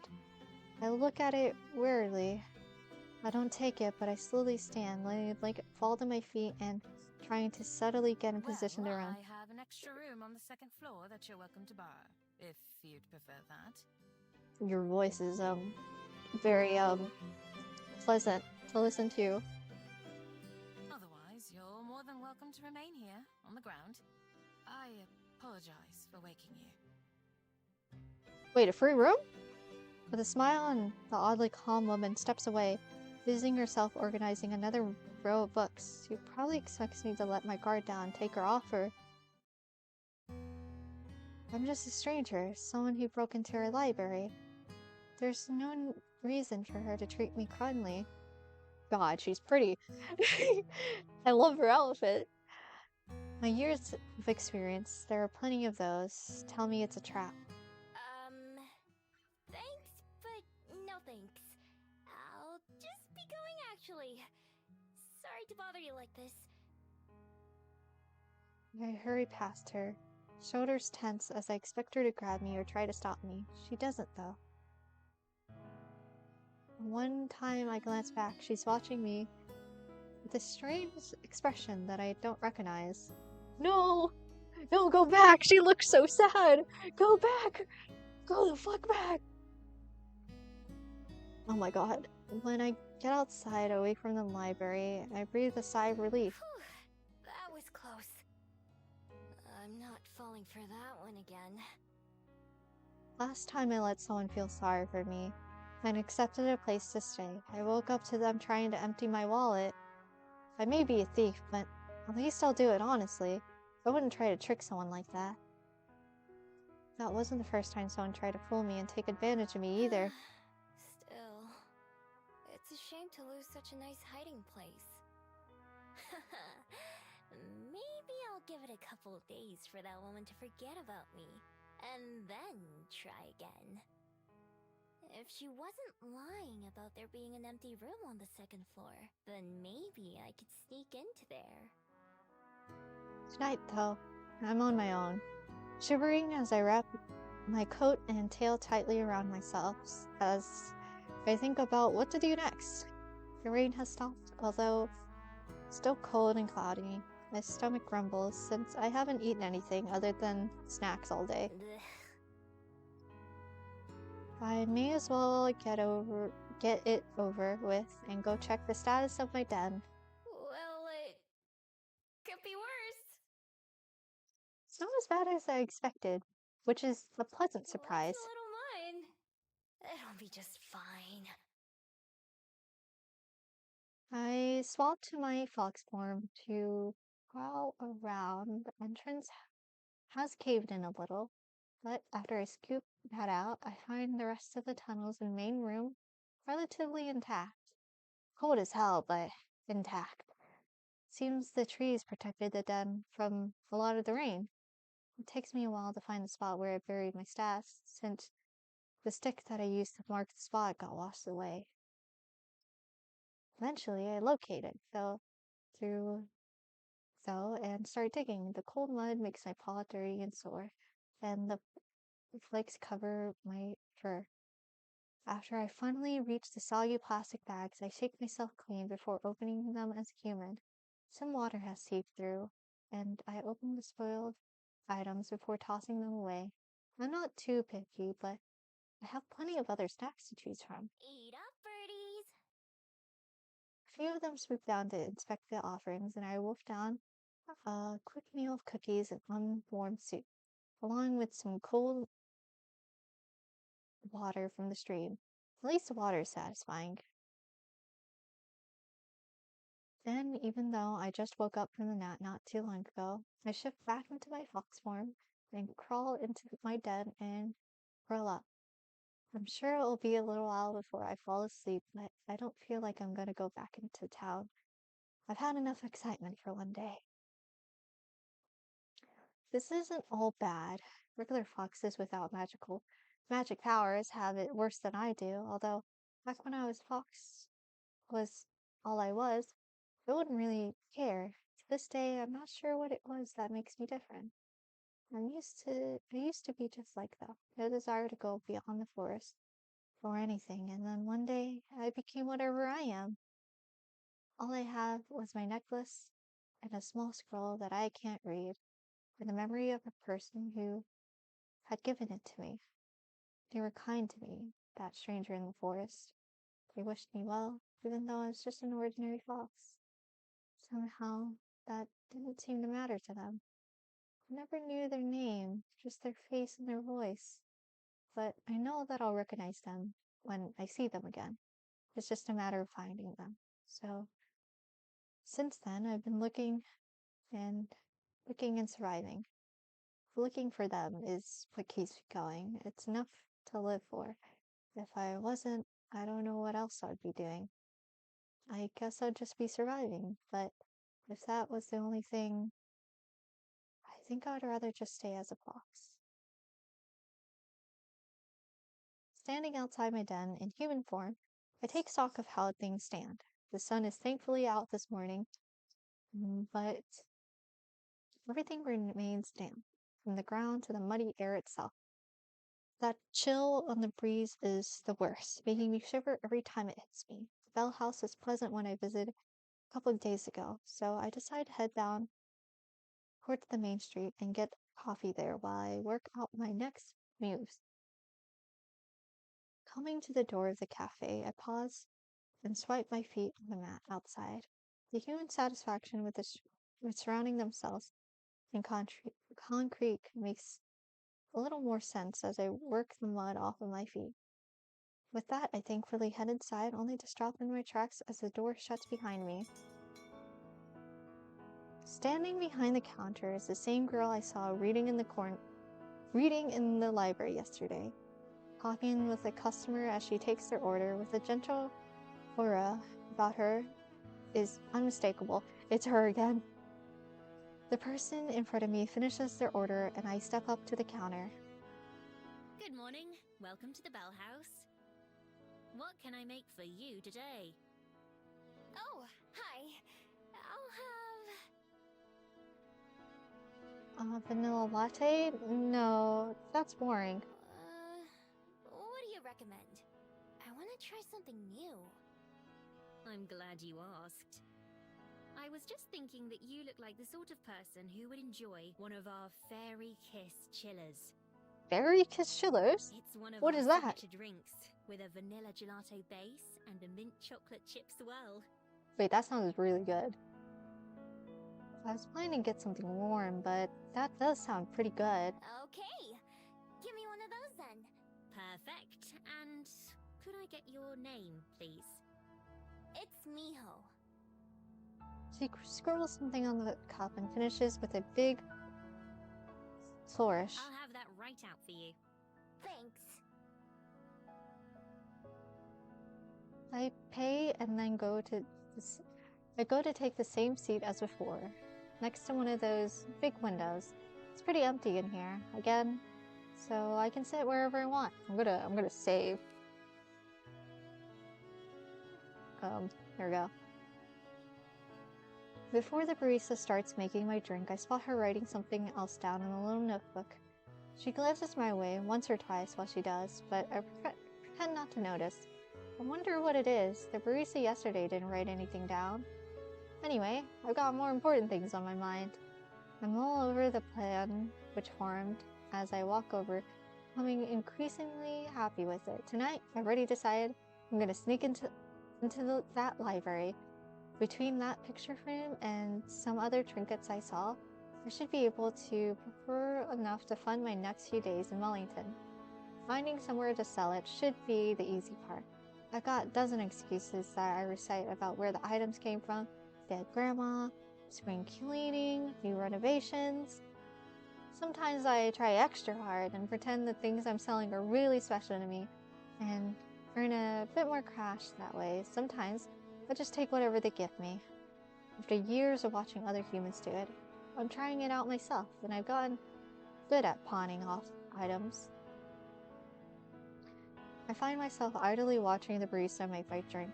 While I do, I practice a disarming smile. All of her movements are quick and practiced, but she has the same faraway look in her eyes that I noticed yesterday. She looks up and our eyes meet. I don't look away and she turns pink!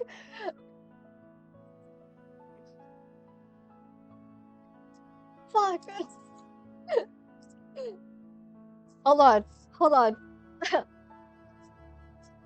I need a screenshot of this. Okay, we're good. I have a screenshot. Before ducking away behind the machine and out of sight, Weird girl. I turn my head around and look around the cafe.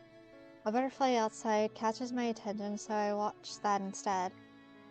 It flutters back and forth, landing on a flower and resting its wing. Oh, my coffee's ready. I quickly get up and skip over to the counter. Cup in hand, she starts to head over to give it to me. But then several things happen at once. Oh no. Oh no. One of the tassels on the pocket of her aprons catches on one of the drawers behind the counter, and she jerks to a stop, eyes wide with surprise. My drink tumbles out of her hands, landing on the counter with a wet gloop sound as ice cream splats against it, sending the mint green river of coffee everywhere. A few seconds pass, where we just look at each other. Neither of us are quite sure what to do, and she takes a deep breath. Oh no. So sorry. I'll make you a replacement right away. Just give me 1 second and I'll have that ready for you. Oh no. Her words spill out faster than the beverage, making it hard to even understand what she's saying. Her face is bright red as she spins around and grabs another empty cup. Then she stops, hand hovering awkwardly. Wait, I should clean this up before it dries and starts to go bad. She hurries back to the mess, wiping it down with some napkins. She mops as much as possible with one hand, then leaves the soggy papers on the counter while she remakes my drink. This is such an embarrassment. You're so cute! It's okay. It's fine. It happens. It happens sometimes. It happens. I don't even know if she's talking to me or to herself. I freeze up for a second, looking for an appropriate response to the apology. I'm not used to people apologizing to me. It's fine. I'm not in a hurry. Instead, I just sit back at one of those tables and watch. She makes a drink twice as fast, then carries it slowly to the counter, sitting down in a clean spot. This time, she takes a deep breath before speaking, like she's afraid she's gonna mess up again. Alright, here's your drink. Again. I'm very sorry. Again. No, it's okay. It's your first time here, isn't it? I hope it doesn't leave a bad impression. Second, actually. Yesterday was the first time. How'd you know? I make an effort to remember as many of our customers as I can, as well as their favorite orders. Aww. I believe you can learn a lot about a person from how they drink their coffee. Well, that's too bad for her, because she won't remember me at all next time. I take a big sip of the drink she made me. It's creamy and rich, and sweet all at the same time. Whoa, this is really good! It's kind of like a milkshake, but not. But it's not like coffee either. Yes, exactly. I'm very glad that you like it. It's one of my favorite beverages that we serve. In fact, the recipe was my idea. Whoa! They should put you in charge of all the recipes. She smiles again. She seems like she's gotten over the crisis of the spilled drink already. Thank you. I'll make you another one of my favorites next time, if you'd like.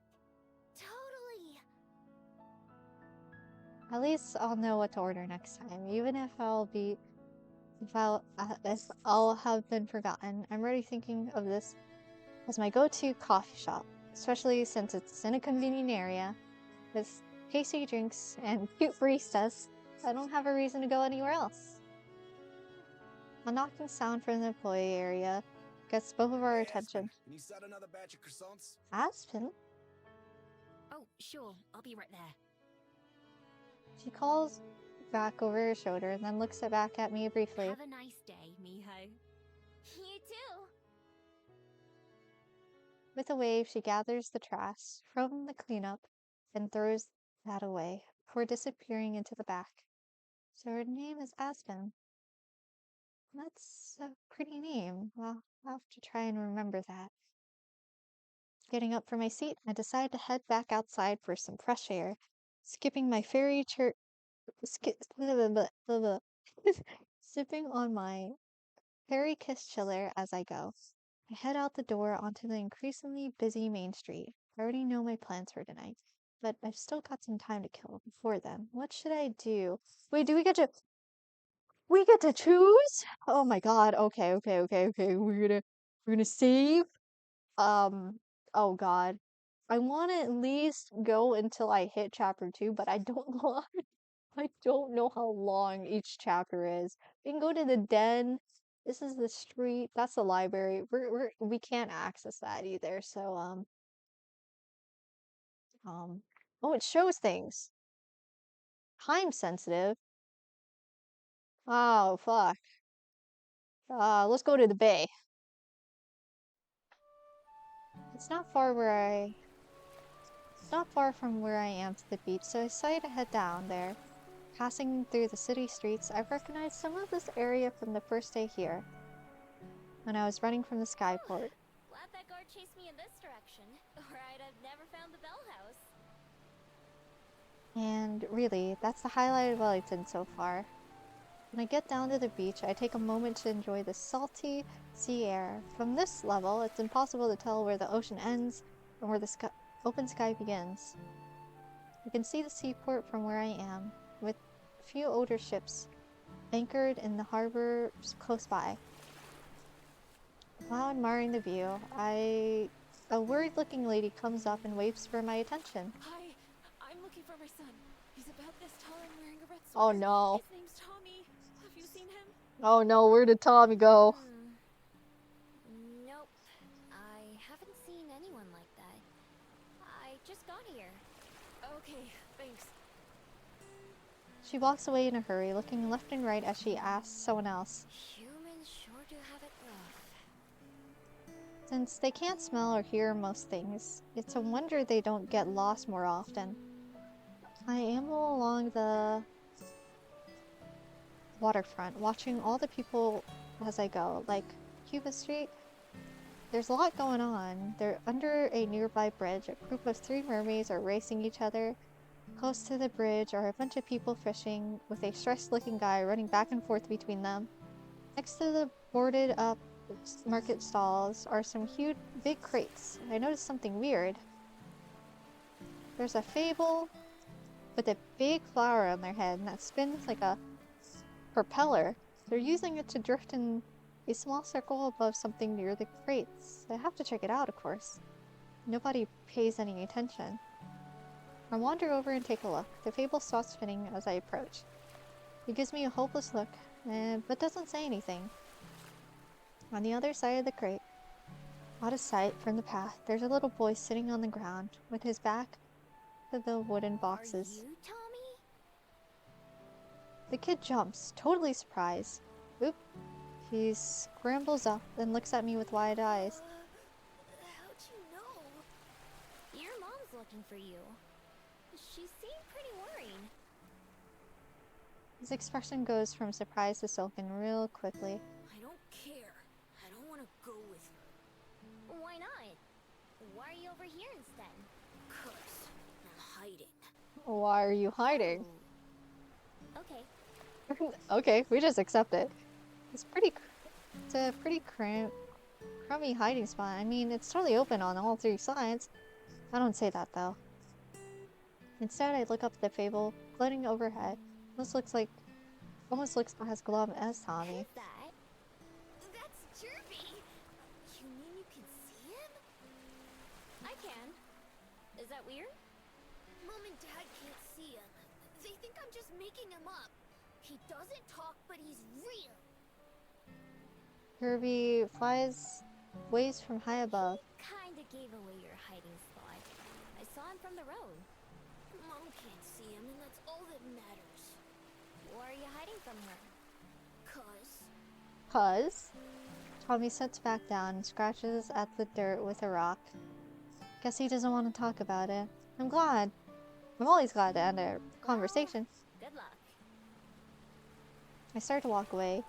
He doesn't seem like he's in any danger, and I don't want to get blamed for him hiding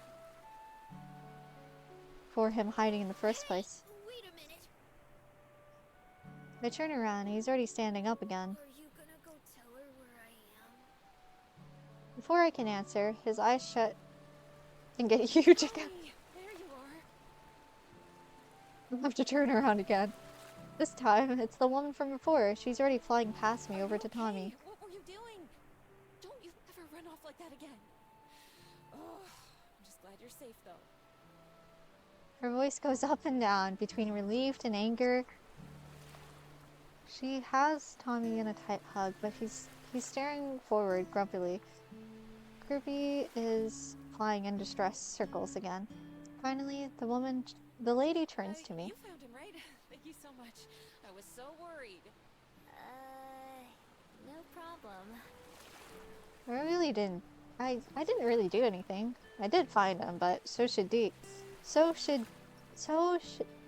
did she. Guess she's not thinking about it much. Come on, Tommy. Let's go home. Talk about this there. No, I'm not going. That's not home. My ears flinches as he yells. He stomps his feet onto the ground to make his point. Tommy, sweetie. Home is where it's you, me, and Dad. Not that apartment. Oh, I think I have an idea where this is going. That's still your home too. But it's like your second home now. No, it isn't. Oh. Not without you, it's not. Oh. You and Dad really have to get it. No. No. It's always so rough for the kids. Yeah. It's Tommy, who is already sniffling, can't keep from breaking down and crying as he throws his arms around his mom and hugs her back. I don't want you to go. I get the impression I should probably leave. Normally I'm happy to be nosy and listen in on things, but it really seems like right now it seems kind of awkward. Neither of the humans notice me leave, but Grubby the Fable sadly waves goodbye as I head off. Ruby? I wonder what makes him stick around. I've never seen a Fable like him before. Not being able to be seen by certain people sure sounds useful though. I don't have to go far before the sounds of Tommy and his mom talking are drowned out by the sound of the waterfront. I easily fit into the crowds of people milling around. Being able to live a life that no one notices is close enough to being invisible. I'm pretty lucky that I don't even have those things. I ever have to have those kinds of tearful conversation or panics about someone missing. No, being part of the crowd is just perfect for me. I stand at the concrete and admire the sea until I find my fill and start wandering again.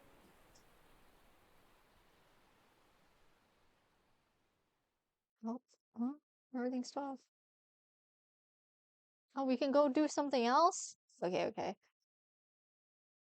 I'm glad I noticed these things. These are side content, aren't they? I have plenty of time to kill and also plenty of restless energy. I decide to walk up Mount Victoria just to give myself something to do.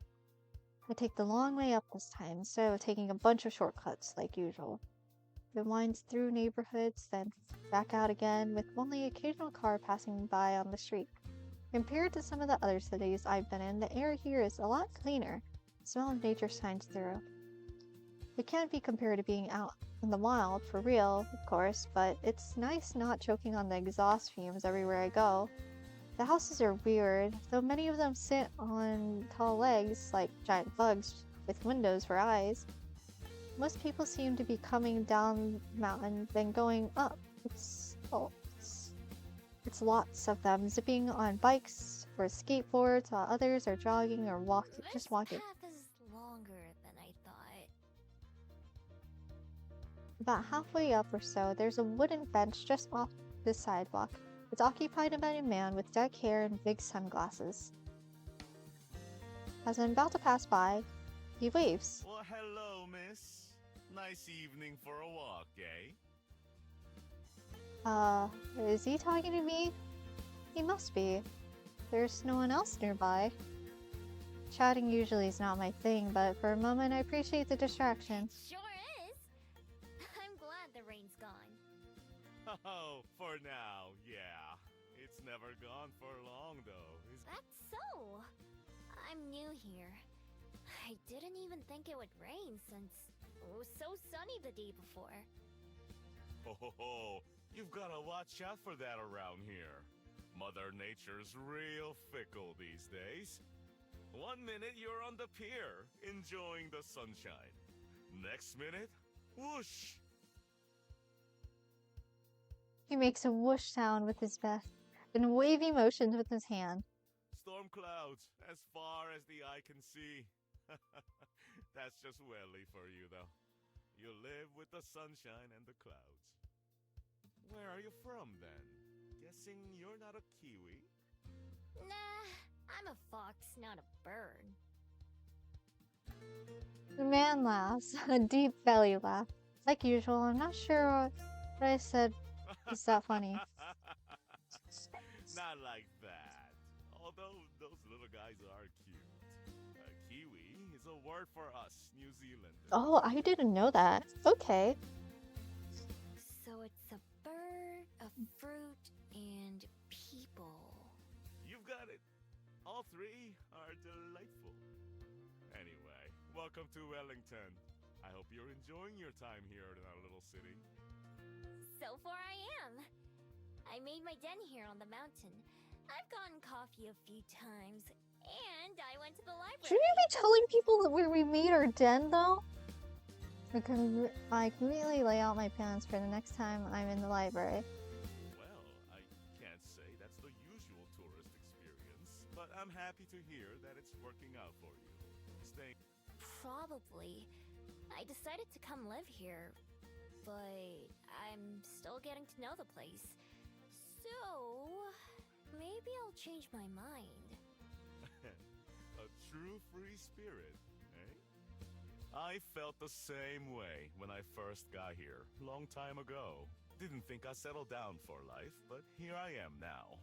Lived more years here than everywhere else in my life. It can't be that long. You don't look very old for a human. No?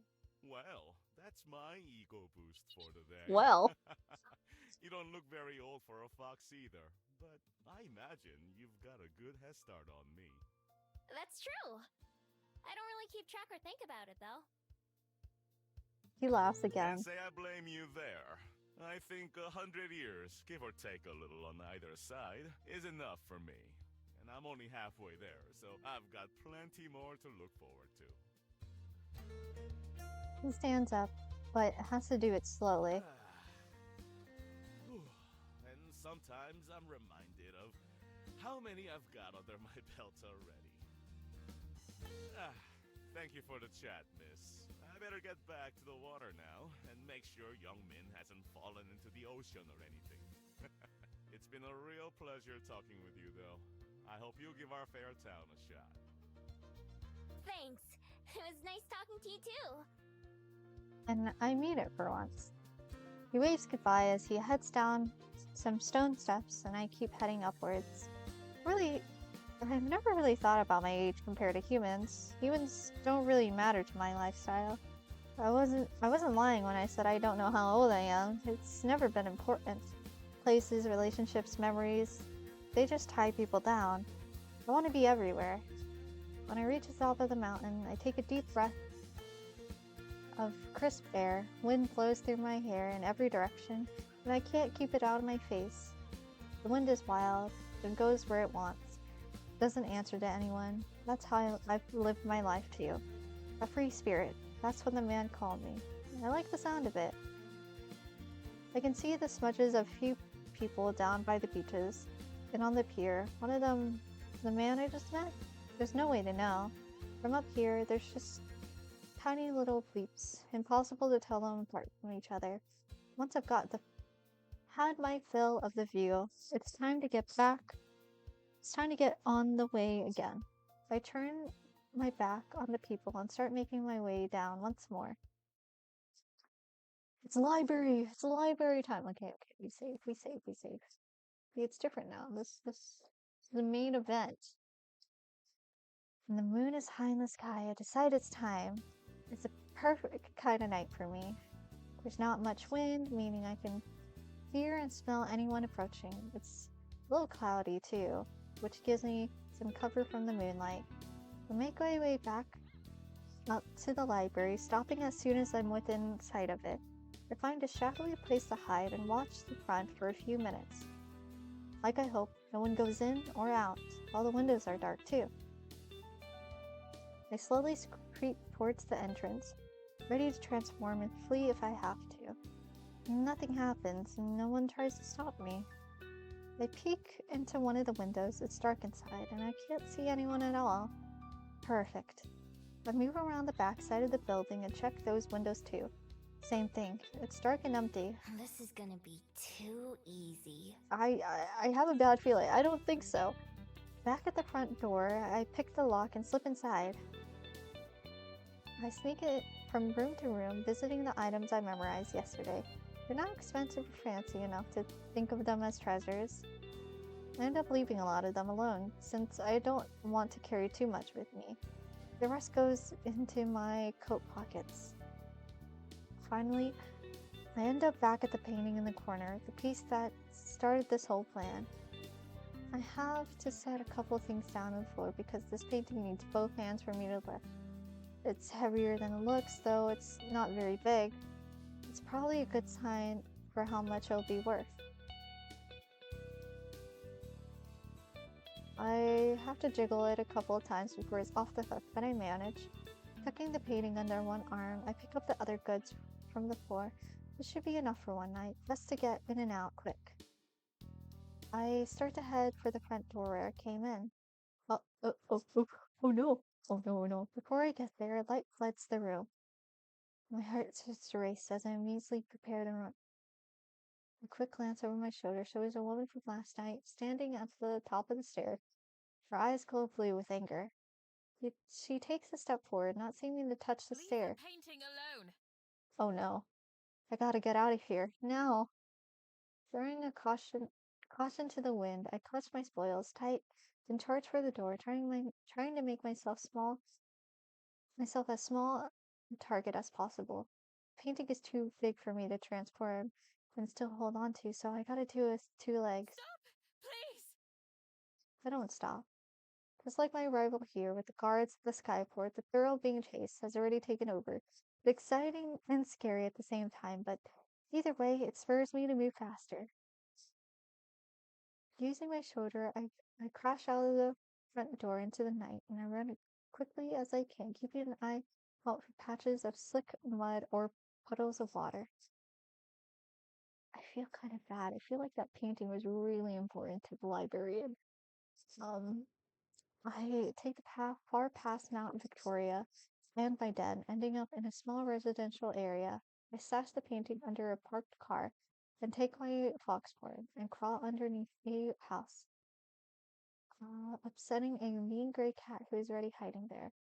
Makes a low growling sound, and I glare at it, desperately willing it to be silent before it gives away my position. I growl back as best as I can, seeming to scaring it into shutting up.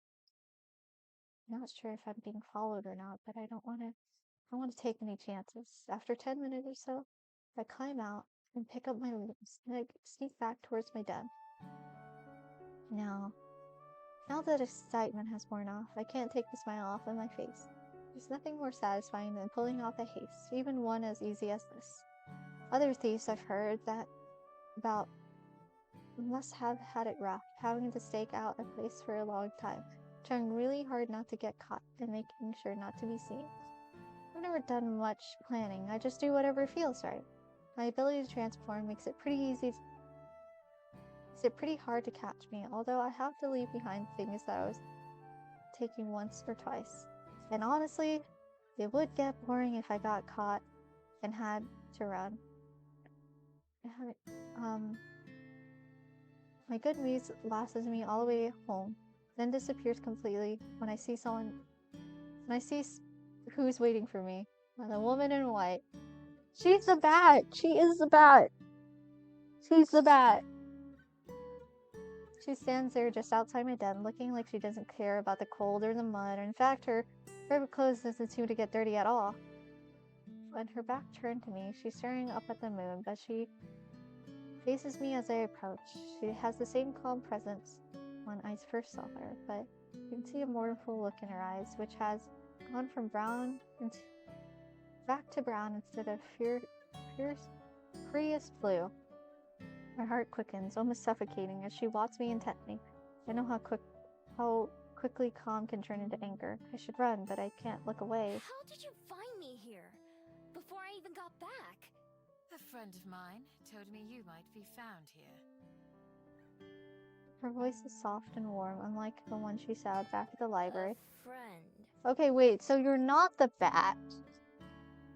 Because I did read their bios before seeing everything, which might have spoiled a few things, but I don't mind. She's a vampire.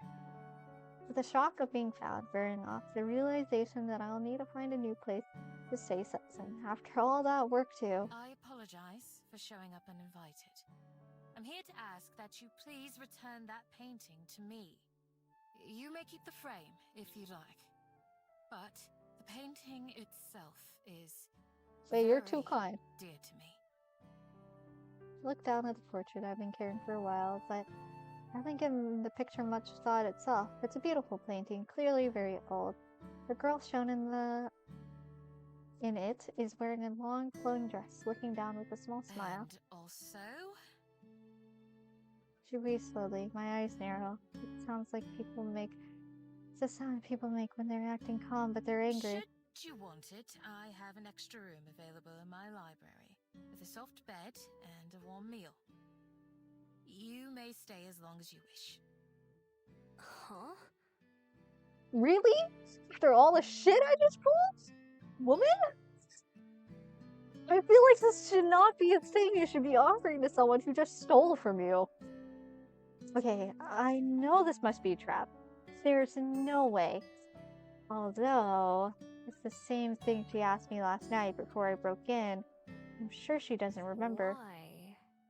Because I have more beds than I could possibly fill and more food than I could eat. If there is someone who wants or needs them, is it not appropriate to share these with them? Is it? Sus. Suspicious. I'm not sure what answer she wants to hear. She looks at me, the same expression as it was at the library. Well, her offer does sound kind of tempting. I guess it's not like my place is as nice as yours. Not anymore, at least. Not after it rained and made half of it mud. I looked down at the painting again. If I sold it, it was just going to be so I could buy the same thing she's offering me. Still, I don't trust her. I've watched people enough to know better than that. This must be something she wants. But I don't think she wants to hurt me. She knows I don't have anything worth stealing. If she tried to pull something, I could just run away. It's only one night. I could come back and try again or find somewhere else to take from. I look down to the burrow past where she's standing. It looks less like a den and more like a pile of mud. The thought of sleeping there again practically makes the decision for me. Fine, I'll take it. She breathes out slowly again and smiles. Maybe that sound doesn't mean she's angry? Wonderful. I'm glad to hear it. I should introduce myself properly. My name Juliet! is Juliet. May I ask what yours is? Miho. Miho. I've had to introduce myself twice in a day. That has to be a new record. Well, Miho, it's a pleasure to make your acquaintance. Let's return to the library. I can carry the painting if you'd like, or you may hold on to it until we get there. I shrug. Here, feel free. Oh. They're kind of cute. Hold up. They're kind of cute together. Hold on. She receives it very gently, and I quickly fall in beside her as we begin to walk back. To my relief, she doesn't try to make any conversation. Instead, she silently cradles the painting as we go. When we get back to the library, the lights are off and the door is still unlocked. After setting the painting down on the desk, Juliet gestures towards the stairs. On the second floor. I follow her lead again until she stops by one of the closed doors. She unlocks it and lets me in. The room is simple and cozy. There's a couple of drawers, a table, and a bed. Over the bed, there's a boxing window with a wide still, big enough to sit on. On the table, there's a tea sandwich with a few apple slices, plus a sort of cake. There's also a pitcher of water. I hope the food is to your liking. 2 rooms down the hall from here, you'll find a refrigerator, and you may help yourself to anything in there. My study is just past that. If you need anything, don't hesitate to come find me. Is there anything more I can bring for you? Was it all laid out for us beforehand? The fuck? Were you expecting us? I shake my head, still in disbelief. What am I even supposed to say in a situation like this? I had just stole from her, and now I have both a bed and food in return? As if to answer my confusion, she gives me a calm smile. It doesn't help. Then I'll leave you to it. We can speak again in the morning. Good night, Miho. The door shuts behind her, and I expect to hear Juliet lock it, but when I try the knob after giving her a few moments, the door opens quietly in the dark hallway. Juliet's nowhere to be seen. I pull the door back, shut behind me, and inspect the room looking for any hidden threats. I also check this food, sniffing it to make sure there's no poison or anything.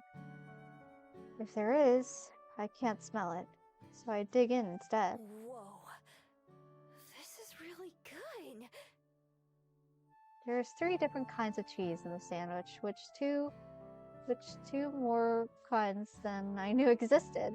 The bread is soft and buttery, and when I When I take a bite of the apple, juice rolls down my chin. The water that I washed down with tastes even better than the water from the stream by my den. When I'm done eating, I climb into my bed, still feeling overwhelmed, more specifically, not knowing how to feel. Part of me fears that I've made some gigantic mistake and I'll wake up in danger if I ever wake up at all.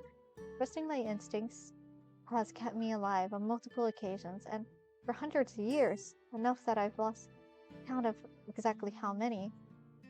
But something tells me I don't have anything to fear from the woman who I can only assume is my host and owner of this place.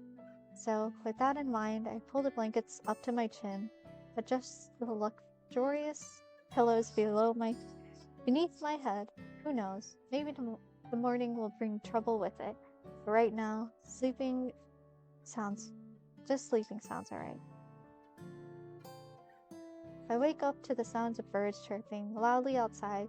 Blinking brightly, I prop myself up and look towards the warm sunlight beaming through the windows. The sheets under my hands feel soft and dry. My hands go back to my neck, taking in the smooth familiarity of my necklace. It's still here. If someone was gonna rob me, that's the only thing I have that would seem valuable. I sit up, and it doesn't look like anyone came in while I was asleep. Maybe I am really safe here. I wonder if Juliet's friend was the scent I noticed outside my den on the first morning. I don't know how else she could have found me, or how they did it without waking me up.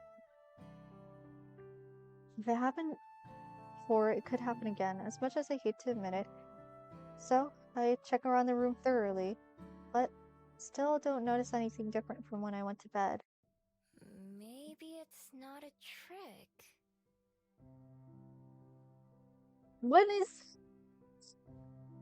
I don't know how long I can go for. I'm really hungry. I want to eat. All my past experiences have told me that there has been a catch. Nothing is free. Nothing. But no matter how hard I try, I can't figure out what it could be. Could Juliet really have been telling the truth? It just seems so unlikely. It'd be nice if it was true, but if it wasn't, if I'd let myself believe only to be wrong in the end, then that would only hurt even more, wouldn't it? No.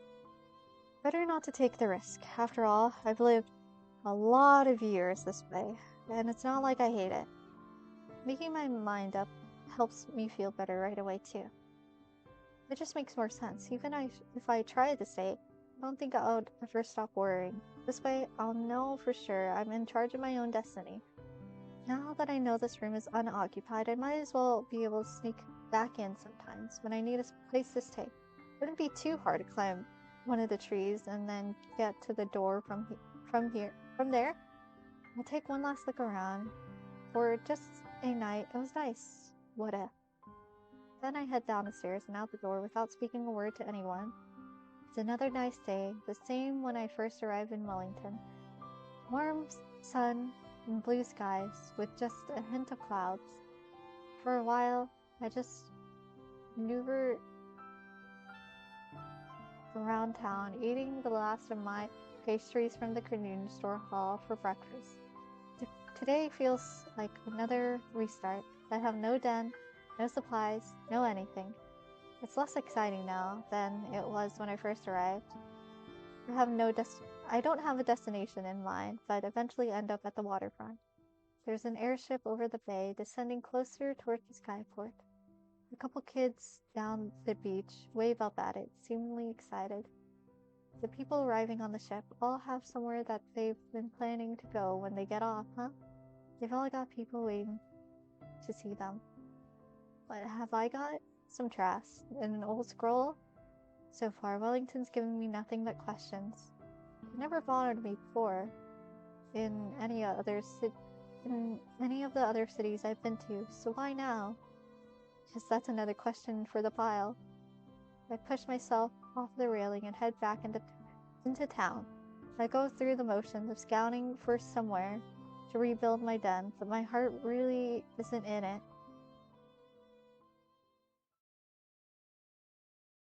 After wandering for a while, I end up at Bell House yet again.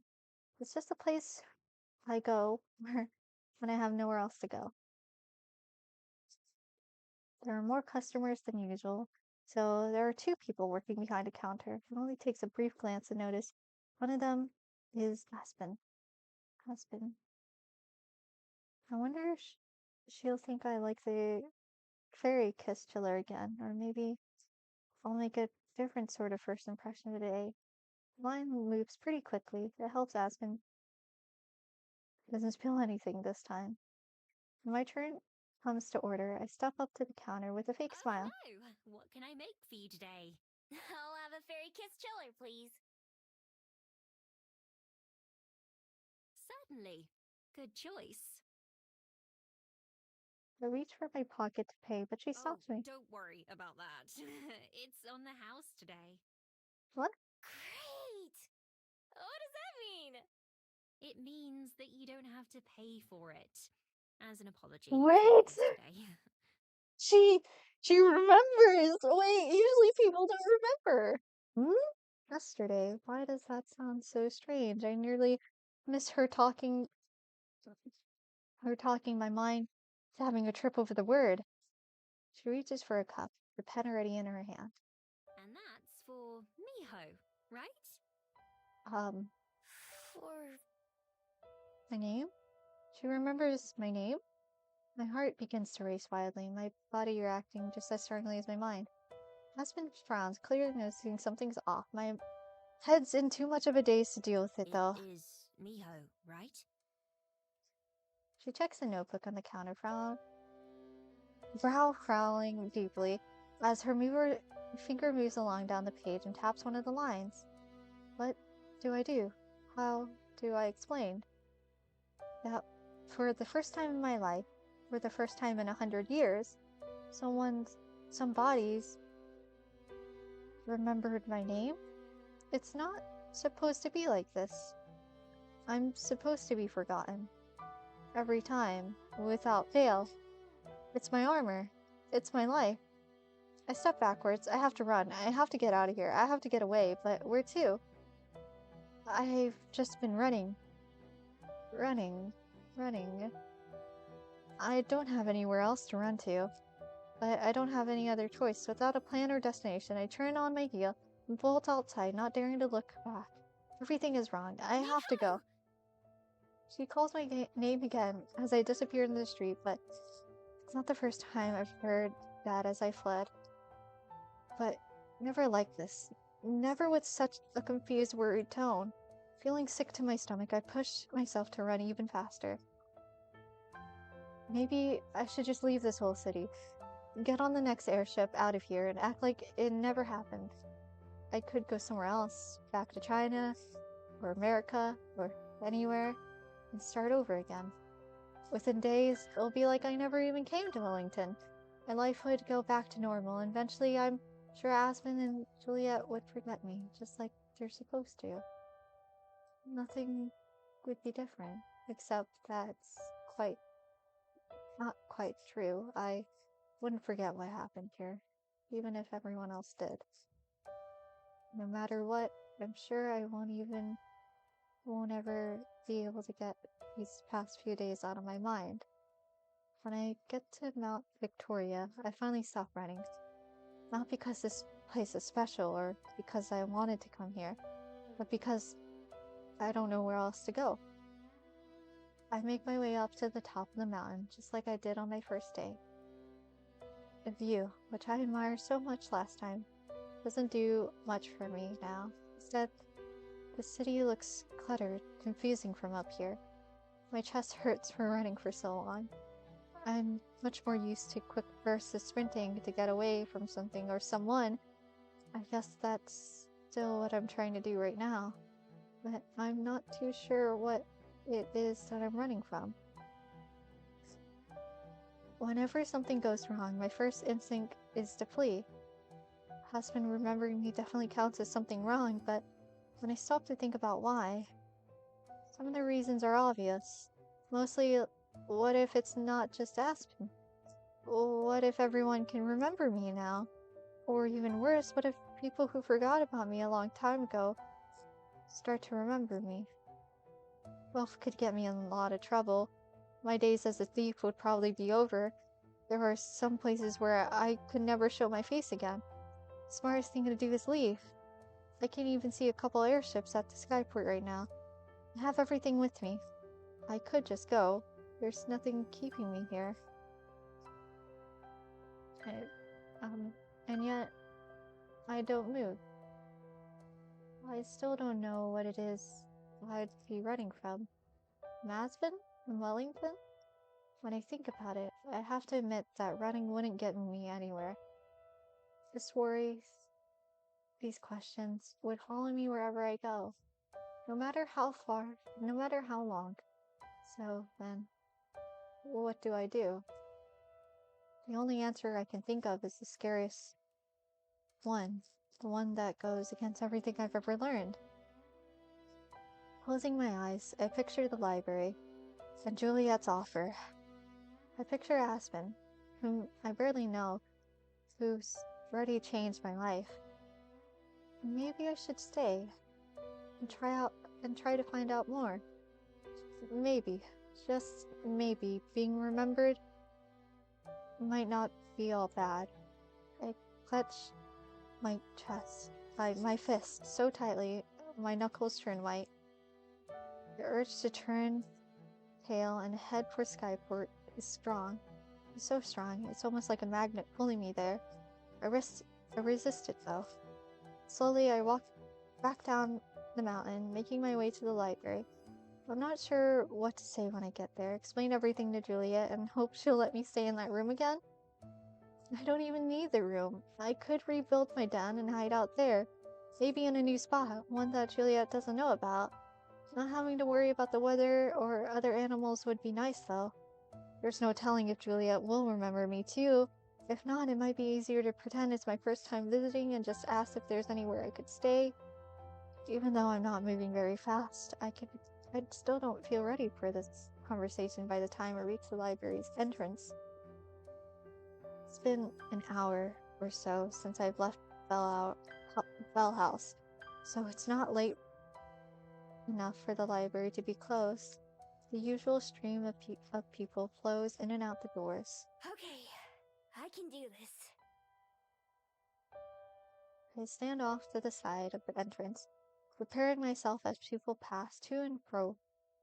My heart is racing, the same way it does during the tense break-in, maybe even harder. My tail twitches, back and forth. Usually I don't notice, but right now I'm super aware of everything about myself. Finding my instincts, I open the door and let myself in. I've been expecting to have to look for Juliet, but instead she's right by the entrance. What surprises me the most is, however, is the woman leaning against the large desk beside her. Aspen, who's been engaging with in a conversation with a look of deep concern on her face. When I checked the bedroom, I wish she would have spoken to me first, at least. What? Oh fuck. They know each other. Oh no. Um, I barely catch the end of Juliet's sentence. She noticed me only moments after I spot her. For a second, her mouth forms a perfect O of surprise. Juliet? What are you... Aspen turns and follows Juliet's gaze, her eyes opening wide at the sight of me. Miho! My brain goes blank, rehearsed lines flying out of my head. Hey there. Wait, is Aspen taller? Holy, how tall are you? I silk over to where they're standing, hands in my pockets, unsure what I should say first. It's nice to see you again, Miho. I was hoping that you'd return. So they both remember. Me What's too. happening? That was pretty sudden. I worked extra hard on that drink for you, you know. I freeze up, looking for the words. My husband's expression softens in Miho? concern. Alright, the drink. I'm sorry. Well, I ended up drinking it myself. so I suppose I can't complain too much. He laughs. I can't stop myself from blurting out my next words. You seem different. I'm sorry? Like, less polite? Well, I'm not at work anymore, am I? True. What am I even saying? What was I planning on Will saying you be again? staying for a while, Miho? If so, we can continue this conversation in the dining room. It's a bit more private there. Juliet takes charge of the conversation effortlessly, and I accidentally sigh in relief. Yeah, sure. That sounds great. I'm not gonna run away again. I'm glad to hear that. Right this way, then. Juliet leads the way down the hallway into one of the locked rooms. We enter a cozy little room with a table and a few chairs, as well as a fridge. The three of us sit down, although I move my chair so I'm not so close Can I to get you others. anything to eat or drink, Miho? I shake my head. I'm hungry, but I'm way too nervous to eat. Juliet smiles in response to my answer, which came just a little too quickly to sound natural. By the way she and Asvin are looking at me, I can tell they're expecting me to say something first. None of the words that I planned are coming back to me. Well, what do people even say in situations like this? The temptation to run away is overwhelming. The door is just a few feet away behind me. My knuckles whiten as I tightly clutch my fist in my lap. I'm pushing myself to resist the urge. I told myself that I'm going to take this chance, even if it's the hardest thing I've ever done. I'm going to be honest with them. Well... I struggle to think of what to say. Juliet waits patiently, her gaze coolly in my direction, her eyes gazing coolly in my direction more than directly at mine. Aspen soon grows restless, however, his expression clouded with concern. Sorry. I don't know how to just say things. I've only ever copied other people's, so Aspen's the expression clears up in some sort of understanding. Okay, Miho. Take your time. So I don't really know how to talk like this. You're doing just fine. If you say so. It's not just talking either. I don't know much about anything. Well, anything human. All I really know about is being a fox. And all we foxes care about is how to survive. It might be hard to believe, but I'm not a normal fox either. There's something kind of special about me. I figure the beads around my neck, their constant warmth and pressure is reassuring me. I'm always looking at either Aspen's or Juliet's face. What else? Usually, I have to steal to get by. I don't just have to, I like to. I'm good at it too. That's how I ended up meeting Juliet. And the reason I'm so good at it is because I don't know why it happens, but ever since I got my human form, everyone forgets me. Even the people who catch me stealing from them. After a day or two, I can walk right past their face and they wouldn't even recognize me. No one has ever recognized me. Until Aspen remembered who I was at the Bell House. It was such a shock that I ran away. That's what I always do.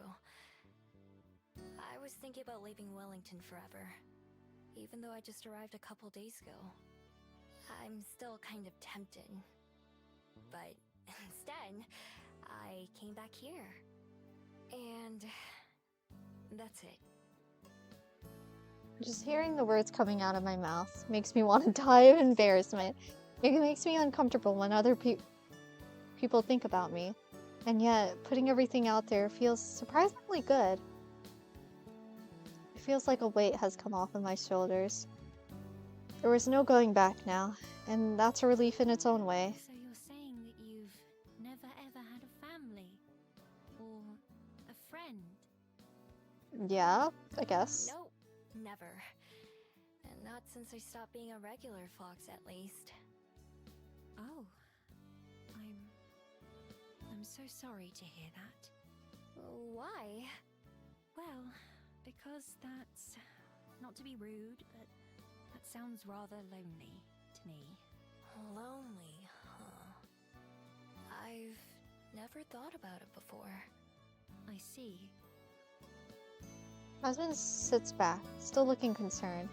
The way she keeps fidgeting, I get the impression she wants to say more, but is holding back. Juliet sweeps in to salvage the situation. You have been very brave to stay here, Miho. I'm personally glad that you decided to come back to the library. I had your room prepared in hopes that you would. You're welcome to use it for as long as you'd like. I think that we could become great friends. Friends. I roll the word around in my mind, as if it were a strange fruit that I was gingerly trying. Is that a word that fits me? Is that something I could have? It's never seemed like a possibility before. None of what Juliet's offered me has. Right now, it feels like I'm standing at the end of one path, and the beginning of another. I could turn around and go back the way I came, back to the den, and a life spent alone. I never know that world. I've lived in it for so many years. But I can't just go back. Not now. Not when not when there can be something more. Something new. Everything could be different if I just let it. When I look at Asmund and Juliet, I can tell what they're hoping I'll say. I think I'd like that. Aww, oh, this is so cute. Big smiles takes over both of their faces. Slowly, I let myself smile too. Miho. Welcome home. Oh, we have a home. Please be happy. There's the title. Chapter 2, A Life Worth Living. Okay. Well, that took roughly an hour, and that was a lot of reading. I thought it was all voice acted when characters speak. I admit. And we do get some of Miho's thoughts, like, read out loud, but dear lord, that was a lot of reading. But that was very enjoyable. I think it tackles something that I wasn't expecting to, and I did read some of the reviews, and people did note that it does tackle some kind of dark topics, kind of sensitive topics that, if you've been through some things or you went through some hard times in life, that the story might hit. So, um, yeah, I wasn't expecting it to tackle like Miho's traits of being so carefree and free-spirited and not giving a care in the world. I think she does care a little bit, you know,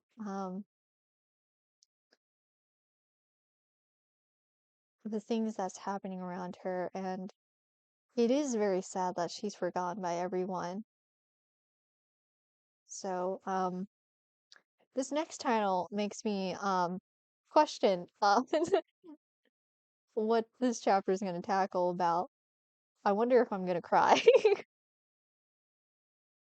But yeah, these two romance characters, Asmund and Juliet, holy shit. I don't know who to go for. They're really, first impressions are really good. I really do like Asmund a lot. Juliet's very nice too. I think I just need to get to know both of them a bit more um before I I see who I'm going after. But yeah, that's wild. Also, Rainbow? I see that rainbow in the back. Very nice detail. But I think that's where I'm gonna end it today. I want to go eat. I was eating a little bit for I started stream, but I didn't finish my meal, so it's just kind of sitting there, cold and pathetic. But that was a lot of fun. I'll be back tomorrow though, possibly. Who knows? Things can always change. But I can't wait to continue this game. I'll be back with it again next week until I complete this game. But I'm putting a limit on how long I'm going to be streaming this game, and just story games in general. I might be streaming Reverse 1999 1.0 as well, because new story is getting released. So that's very exciting. So just a lot of story stuff going around. But yeah, I might be back tomorrow with more modded Minecraft, a big Chad plus with Ava. Hopefully I can figure out audio settings because I've noticed that occasionally you can hear echoes of Ava through my mic, and so I've added a noise gate, and hopefully it won't pick up Ava. But if that doesn't work out, I'll have to figure something else out tomorrow. But no promises for mod in Minecraft tomorrow. Just kind of be half expecting it. But yeah, I can't wait to start building a house or starting to build things. I'm gonna need to gather a lot of things to build my house. I have a rough idea of what I want to do. But yeah, good morning, good afternoon, good night. I'm probably going to go tackle some new ultimates in Final Fantasy XIV. So if you see me, if you find me, I'm so sorry for messing up and making mistakes. I am new, I'm fresh and new in the ultimate scenes, but it's really enjoyable. I've been enjoying progging Uwu and T with my friend. Um, and hopefully I can get a weapon. I really want one of the weapons, especially from T, but ooh, it looks really nice too. But yeah, I will see you later. Bye bye. Have a good rest of the night. Have have a good meal, drink water. I'll see you later. Bye bye.